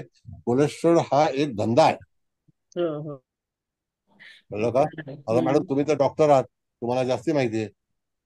त्याच्याच नावाखाली तर लोकांना काही नाही झालं तर अँजिओप्लास्टी किंवा काय काय काय काय करतात. मी सगळेच म्हटलं असे ना की आता प्रोफेशनल तुम्ही म्हणून तुम्ही ते डॉक्टर आहात. डॉक्टरांकडे जावं की नाही जावं. नाही म्हणून काय झालं मी हे नाही ना पण जरी असलं तरी आता चांगले खूप कमी राहिले किंवा मे बी आपल्याला चांगला डॉक्टर मिळणं हे पण आपल्या पत्रिकेवरच अवलंबून आहे किंवा आपल्या अध्यात्मावर अवलंबून आहे आपण किती खरे आहोत. मी काय म्हटलं की तुम्ही डॉक्टर आहात आम्ही वाढवाय पण नाही. नाही असं काही नाही हो सर काही काय बोलताय असं नका बोलू आपण एवढं त्या ठिकाणी तिथे कोलेस्ट्रॉलला केवढे लोक घाबरतात. घाबरतात म्हणजे घाबरवतातच ना डॉक्टरच. तो बिचारा काही म्हणजे वाढलं तरी ते कमी पण होईल पण तिथेच त्याला अर्धमेलं करून टाकतात ना मग काय करणार. म्हणून तिथे नाटक आलं होतं जेथे पाहिजे जातील. आता आपल्या ऍस्ट्रोलॉजी पण मध्ये ना ते काय ते कोणचा तो ते काय सांगतात ना, ते हे नारायण करा नाईक ते. हा. तर ते लोकांना बिचाऱ्यांना किती असं आहे तसं आहे, हे होईल ते होईल, म्हणजे ते होईल तेव्हा होईल, पण अगोदरच एवढं, तर हे पण किती चुकीचंच आहे ना तसं. तर त्यामुळे शास्त्रही बदनाम होतं आणि सगळे बिचारे म्हणजे जातक पण उगाचच आधीच घाबरून ते होणार नाही पण कदाचित पण.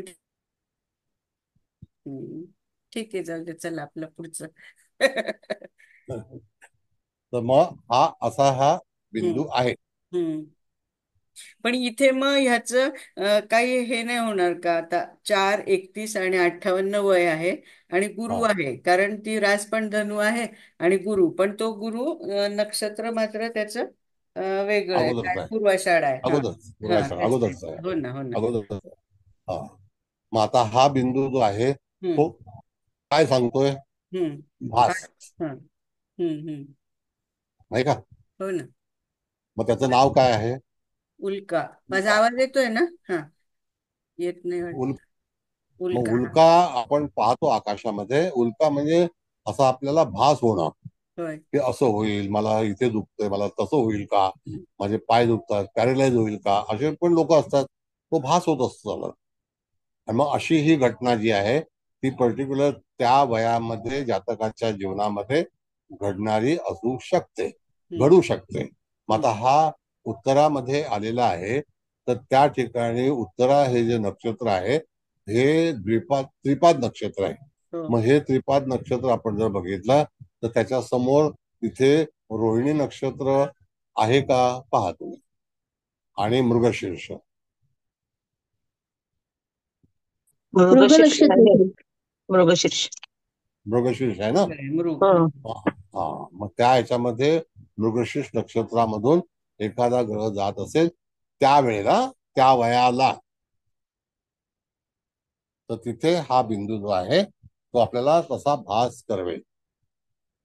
आता काही वेळेला लोक अमुक एक व्यवसाय टाकतात आणि मला ह्या व्यवसायामध्ये प्रचंड पैसा मिळेल हा त्यांचा विचार असतो, पण तो सफल होत नाही, तो असाच राहतो.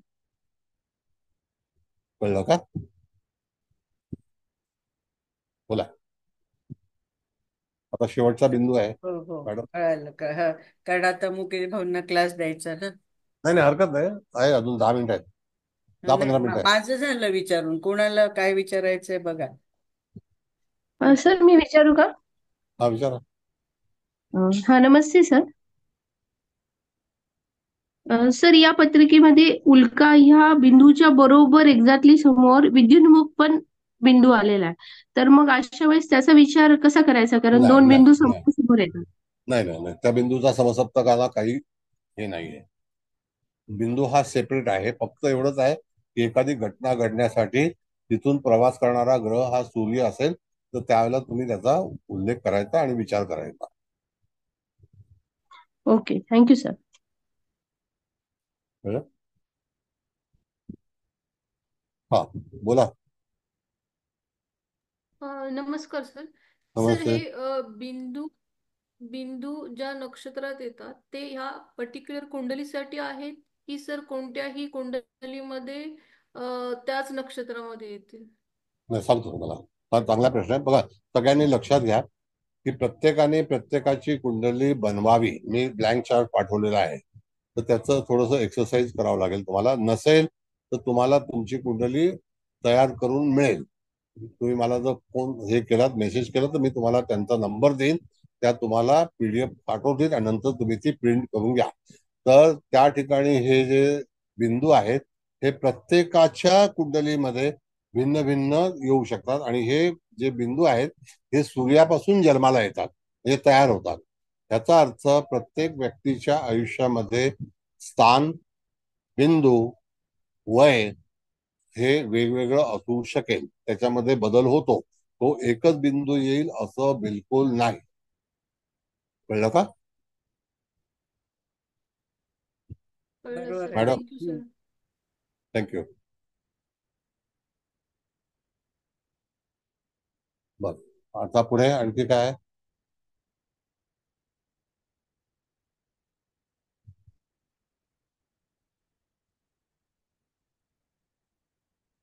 बोला. पुढचा बिंदू कोणता आहे? बोला झाले? ना, हळदणकर मॅडम बोलत होत्या ना. काय ते बोलत होत्या हळदणकर मॅडम, बोला.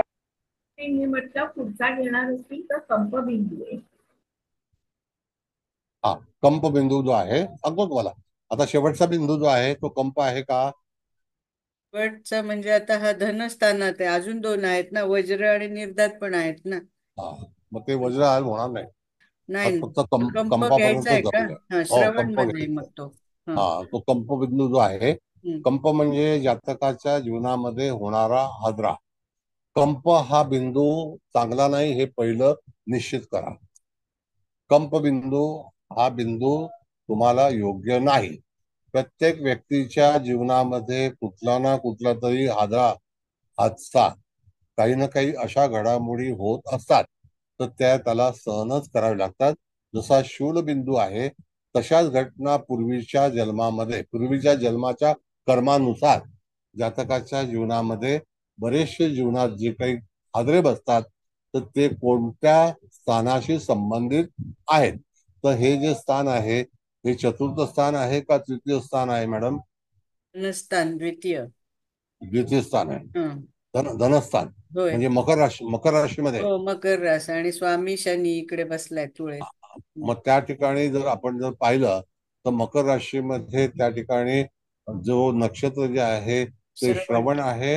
हो, श्रवण नक्षत्र. श्रवण. हा, मग श्रवण नक्षत्र जर असेल तर त्या ठिकाणी समोरचा वेद जो आहे तो कृत्तिका नक्षत्रातला आहे. कृत्तिका, कळलं बरोबर. का? हम्म. हा, मग कृत्तिका नक्षत्र जे आहे या ठिकाणी आपण जर पाहिलं तर तिथे 15 एप्रिलच्या पुढे आपण साधारणतः 15 एप्रिल अगोदर खरं बघितलं तर नक्षत्र जे आहे ते 12 एप्रिलला सुरू होतं, पण आपण 15 एप्रिल पकडू. मग 12 एप्रिल नंतर एखाद्या जीवनामध्ये हादरा होण्याची शक्यता असू शकते. आता हा हादरा तो चांगला नाही. हे व्हायब्रेशन कंप हे चांगला बिंदू नाही. तर त्याकरता जातकाच्या जीवनामध्ये आर्थिक, कौटुंबिक आणि शनी ज्या स्थानामध्ये बसलाय तो सुद्धा लाभस्थानाशी निगडीत आहे आणि तो त्रिपाद नक्षत्रामध्ये असल्यामुळे त्या ठिकाणी जातकाच्या जीवनामध्ये अर्थव्यवस्थेमध्ये कधी ना कधीतरी अशा तऱ्हेचा हादरा जो आहे तो येण्याची शक्यता दर्शवली जाते. जरी त्याच्या समोर जो शूलबिंदू असला तरी सुद्धा कंप बिंदूचाच विचार करावा.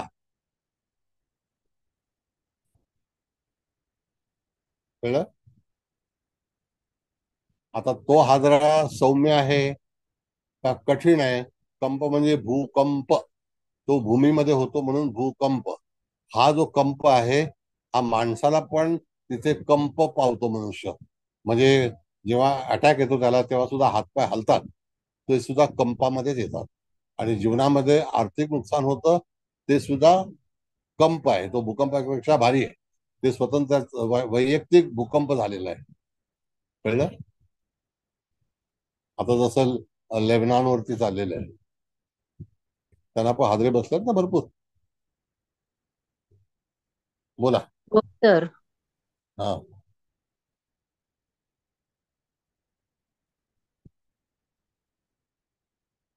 सर एनी ऐका ना, क्वेश्चन्स? एक मिनिट. आता हा कंप बिंदू आहे, श्रवण नक्षत्रातला आहे. तिथे मकर रास आहे, तो मकर राशीचा स्वामी शनी इकडे विशाखा नक्षत्रात आहे. पण मग आता ह्याचं मग आपण इथे आणि त्याच्या समोर तो श्रवण कृत्तिकेला वेध लावतोय. पण त्या कृत्तिकेत ग्रह येईल तेव्हाच हादरा बसेल ना. आता सध्या तर तिथे नाही ना, कोणी नाही ना, नाहीये. मी हा. तसं मी हा. काय म्हणतो, तो वय काय आहे ते कन्सिडर करायचं हा, आपण. मग ते वय आहे ना, सांगते ना, मग 6, त्या वयामध्ये मॅडम मी 33 सांगितलं आणि तुम्हाला 37. हा. की 12 एप्रिलला तिथून सूर्य हा. प्रवास करणार हो हो आहे. हो ना, हो ना, हो ना, बरोबर आहे ना, तेव्हा हे होईल. येस. तृप्ती कुलकर्णी नाही जोडतात.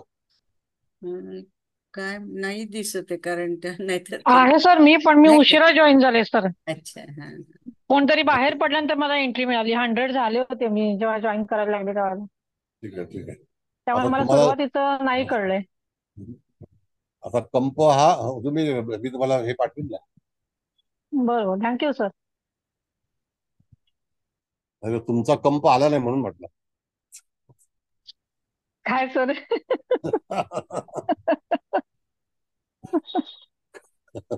असतात मेषेचा कंप भारी असतो ना. होय सर. आणि सिंहाची गर्जना पण. बरं, ठीक आहे. आता आपण कंप पर्यंत थांबू. जर तुम्हाला कळले नसेल तर पुढच्या वेळेला घेऊ. आता तुम्हाला काही आणखी विचारायचं असेल तर विचारा. त्यानंतर 10 मिनिटांमध्ये मला मुकेश भाऊंना क्लास द्यायचा आहे.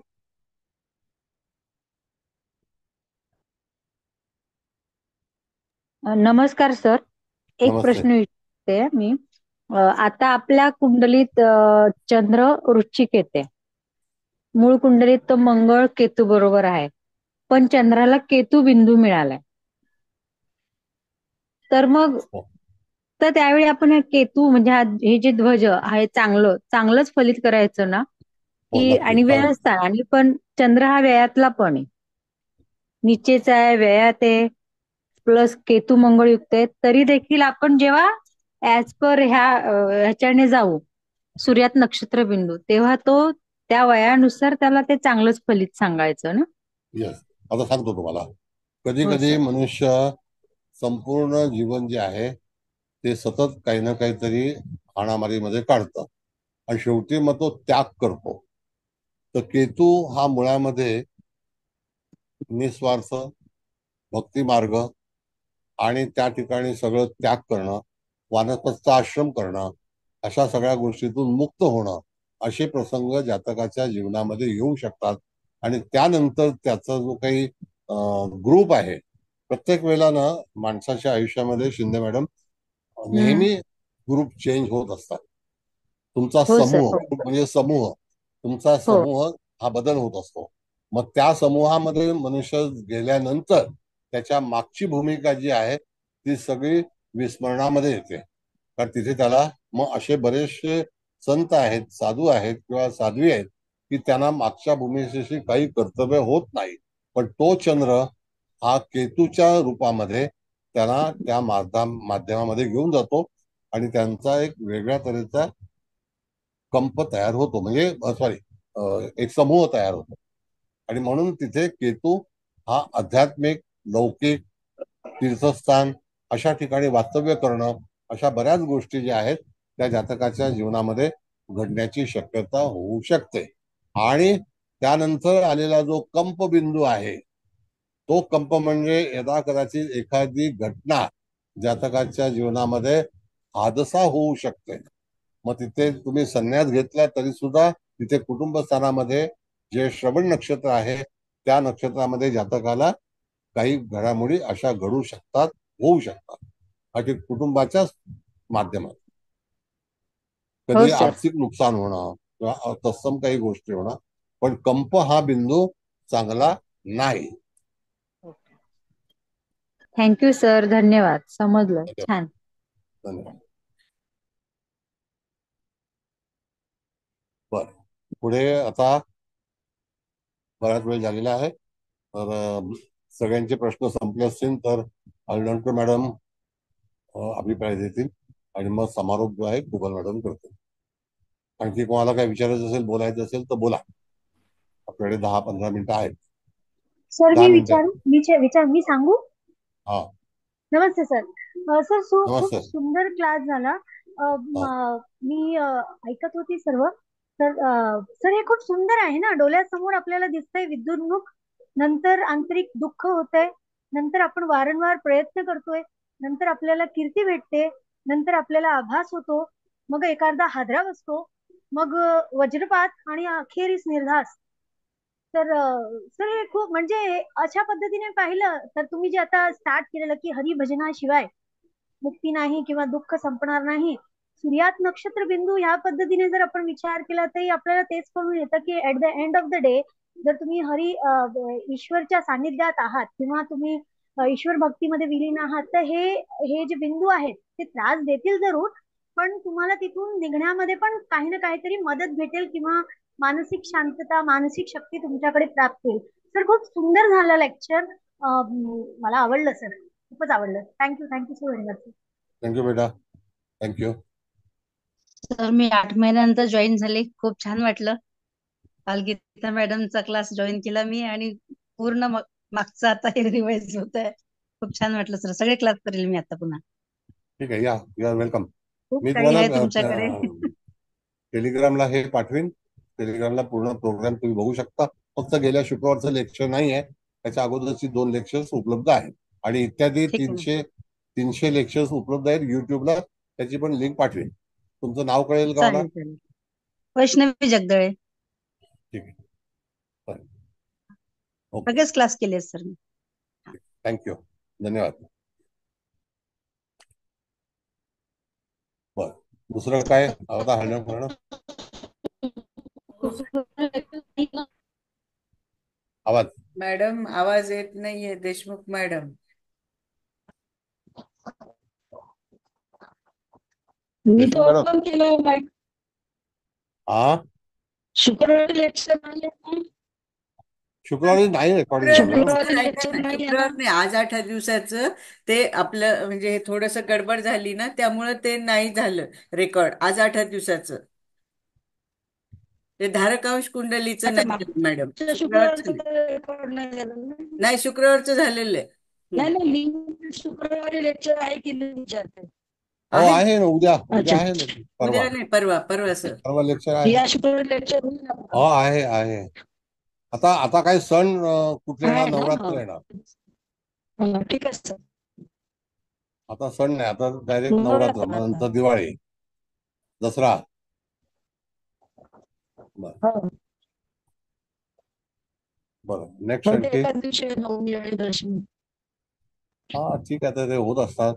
आता साड्यांमध्ये बदल होईल. रोज नवीन साडी घालायची आहे. ते आपल्या डोक्यावरती व्यापाऱ्यांनी हे मारलेलं आहे. त्यांचा धंदा होतो, आपले पैसे खर्च होतात.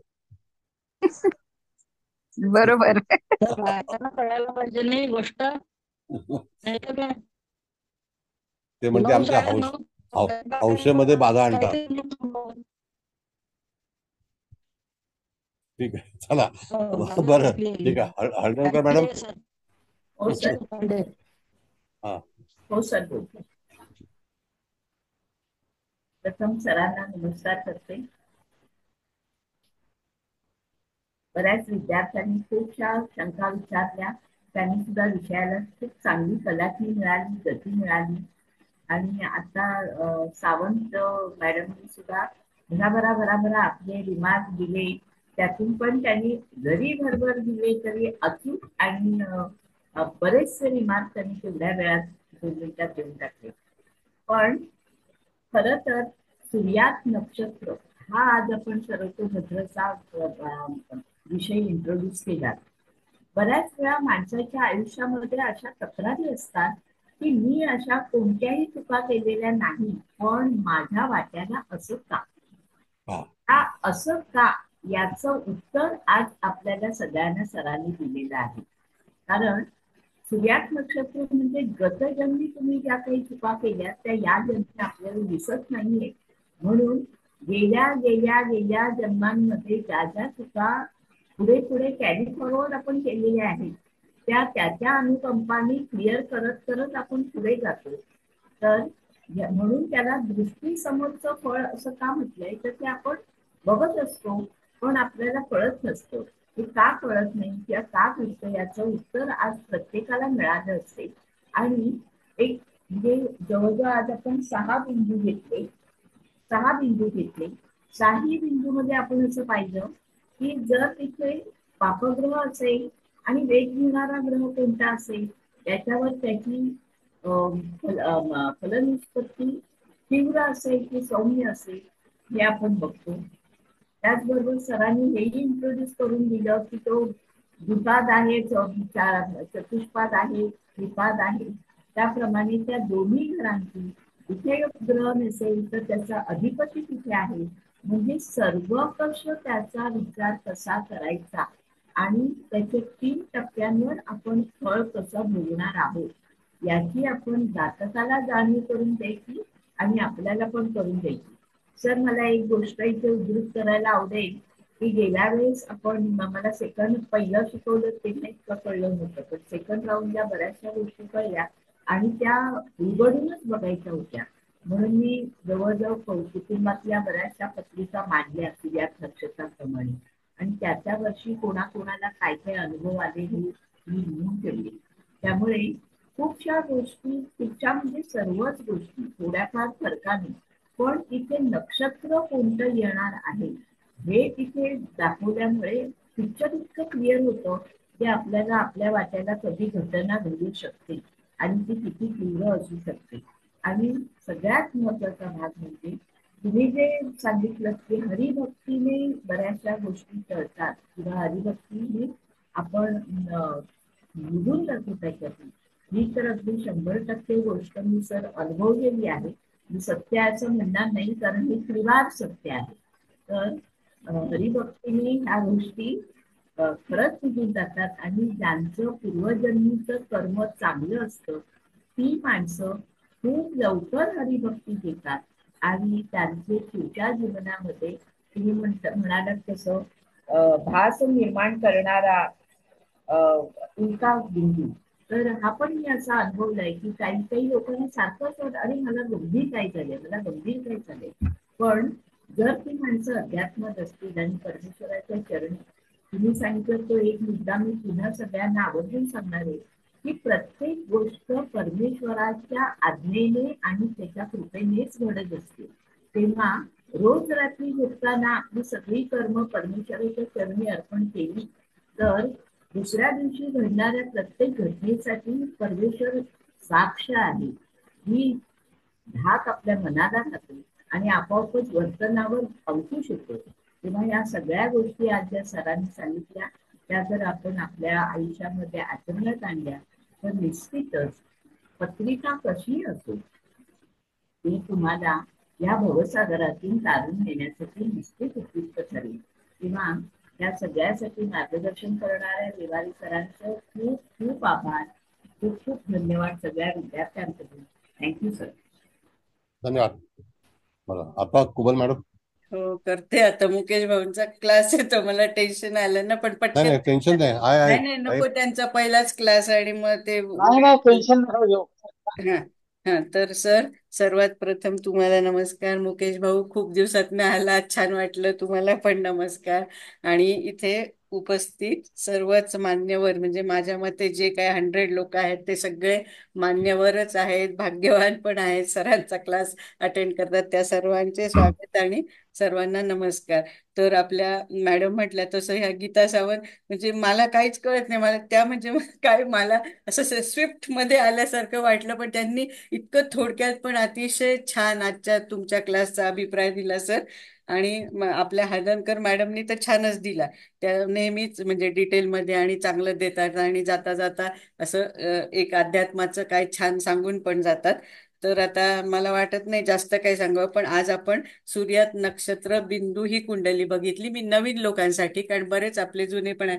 तर ही का बघावी, तर ही मागील जन्मातले आपले कर्म आहे त्यासाठी बघावी. तर मॅडम म्हणतात तसंच, म्हणजे माझ्या आयुष्यात हे का झालं, आपण चांगलं झालं तर स्वतःकडे क्रेडिट घेतो, काही झालं की लगेच समोरच्याला दोष देतो. ऍक्च्युअली तसं काही नसतं. आता जर आपण ही कुंडली शिकतोय तर कारण हे काय आपल्या प्रत्येकाच्याच आयुष्यात जे जे घडतंय ते त्याच्या त्याच्या कर्माप्रमाणेच घडतं. म्हणजे चांगलंही लोक, म्हणजे चांगलं कर्म आहे म्हणून चांगले लोक आपल्या आयुष्यात येतात, आणि खराब कर्म असेल तर ते, म्हणजे मी तर त्याला लोन म्हणते, ते लोन क्लिअर करण्यासाठी ते लोक येतात. म्हणून सगळ्यांचे आभार मानायला पाहिजे. आणि मॅडमनी शेवटचं वाक्य पण सांगितलं तर ते श्रीकृष्ण अर्पणमस्तु. मी पण म्हणते, आपण झोपताना जे काही केलं, आज मी चांगलं वाईट, कोणाचं चांगलं केलं कोणाचं वाईट, म्हणजे जे काही घडलं, पण कारण तो घडवणाराही तोच आहे, म्हणजे कर्मही तोच आहे, कर्म करणार आहे तोच आहे. मी जरी करते तर माझ्या थ्रू त्यांनी ते कर्म केलं म्हणून. आणि उठल्यावर पण आपण श्रीकृष्णार्पणमस्तु इन ॲडव्हान्सच म्हणायला पाहिजे असं मला वाटतं. कारण आपण जे काय करणार आहे ते श्रीकृष्ण कृपेनेच करणार आहोत. चांगलं वाईट हे आपल्या हातात काही नाहीच आहे. तर जाऊ दे, हे फार उगाचच मी पाहायला लावलं, सॉरी. तर आज आपण हे जे बिंदू बघितले ना, तर ह्याच्यात म्हणजे हा विद्युन्मुख बिंदू थोडा मिश्र आहे. म्हणजे तो आपल्या समोर आपल्याला चांगलं पण फळ देईल आणि वाईट पण. तर पण आजचीच पत्रिका आपण बघता हे चांगलं देईल, कारण त्याचे म्हणजे 2 आणि 3 स्थानात, कारण तो ह्याच्यात आलाय ना, द्विपाद नक्षत्र आहे ते मृग म्हणून. तर मग रवी आणि बुध आणि शुक्र हे चांगले ग्रह आले, म्हणून ह्या जातकाला इथलं हे विद्युन्मुखचं फळ चांगलं मिळेल. पण ते केव्हा मिळेल, तर ते वय पण दिलेत, हे सगळ्यांना आता माहिती आहे, ते काय मी सांगत नाही बसत. 15, 42, 69, कारण त्या पत्रिकेत आहे. पण हा शूल बिंदू हा मात्र एकदम एकदम खराब, म्हणजे निगेटिव्हच बिंदू आहे. त्याचं फळ जातकाला इन द सेन्स प्रत्येकाच्याच कुंडलीत तो कधी ना कधी कुठल्या ना कुठल्या वयात येणार आहे, त्यामुळे त्याचं निगेटिव्हच मिळणार. हा सन्निपात हा पण इथे म्हणजे 2 म्हणजे दशम आणि हे आपलं 11व्या स्थानाचं देतो, कारण चित्रात ते द्विपाद नक्षत्र आले. पण इथे पण तो पॉझिटिव्ह आलाय, कारण इथे पण परत शुक्र आणि बुधच आले ना, ते ग्रह त्याचे स्वामी. तर त्यामुळं आणि ते सन्निपातचा अर्थ वारंवार अशा म्हणजे घडणाऱ्या घटना, आयदर पॉझिटिव्ह ऑर निगेटिव्ह, दोन्ही पण असं.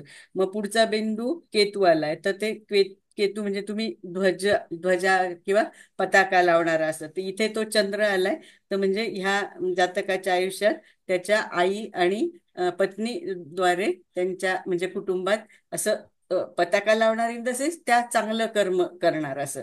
आणि मग नंतरचा आपण उल्का घेतला, तर तो उल्का पण भास होणे असं, म्हणजे तो पण काही जास्त हे नाहीये, कारण तो फक्त आभासी प्रतिमा असं देतो, की आपल्याला वाटतं की असं हे घडेल ते घडेल, पण ते ऍक्च्युअली घडत नसतं. तो आपला म्हणजे जातकाचा तो भास आहे. आणि मग हा कंप, तर कंप तर त्याचा हादरा देणाराच बिंदू आहे, म्हणजे तो पण काही असं हे नाही. पण तरी सुद्धा माझं असं म्हणणं आहे सर, म्हणजे कळालंय, पण आपण पुढच्या वेळेस घेताना कंप, वज्र आणि निर्धात असं घेऊ. हा कंपला थोडासा जरा घाई झाली का काय असं मला उगाचच वाटलं, मला कळालंय, पण आपण घेऊया. तर सर एकंदरीत अतिशय अतिशय सुंदर, म्हणजे साधी ही सूर्यात नक्षत्र बिंदू आली तरी सुद्धा आपण जातकाला म्हणजे ते येऊन आपलं रडगाणं असं नाही म्हणायचं, पण मलाच का असं झालं, मी तर ह्याच्याशी चांगलं वागलो, मी तर ह्याच्याशी असं केलं, मी कुटुंबात सगळं करते, अमकं करते, तरी हा मला असं करतो, तो मला. तर असं कोणीही करत नाही, त्याला आपल्याला निक्षून सांगितलं पाहिजे, हे असं झालेलं आहे बघ, हे ह्या कारणास्तव आहे. म्हणजे आपलं काउन्सिलिंग इतकं छान हवं की त्यांना काही आपल्याला चिडवायचं नाहीये, पण अरे हे घडणारच आहे, कारण तू पहिल्या म्हणजे तुला आता रिझल्ट दिसतंय, पण तू काहीतरी कर्म केलंय ना. Action reaction are equal and opposite, आपण न्यूटन्सचा 3rd लॉ सांगतो ना. मग तू फक्त फळाकडे नको बघू ना. चांगलं झालं की सगळं मी चांगलं केलं होतं म्हणून, आणि वाईट झालं की ह्याने केलं त्याने, असं काही योग्य नाहीये. सर अतिशय अतिशय सुंदर, इतका छान क्लास, म्हणजे परत परत, म्हणजे माझी तर 3री वेळ आहे, पण प्रत्येक वेळेस आम्हाला खूप खूप म्हणजे छान छान शिकायला मिळतं. त्यासाठी पूर्ण क्लासच्या वतीने तुम्हाला कोटी कोटी वंदन आणि कोटी कोटी धन्यवाद. Hats off to you and your divine soul. Huge gratitude, huge gratitude, huge gratitude to you and universe also. Thank you sir, thank you Mukesh भाऊ, थँक्यू ऑल. थँक्यू, धन्यवाद. थँक्यू चला सर. सगळ्यांचं thank you, all the best. Thank you so much sir. धन्यवाद sir. Thank you sir. धन्यवाद sir. धन्यवाद sir.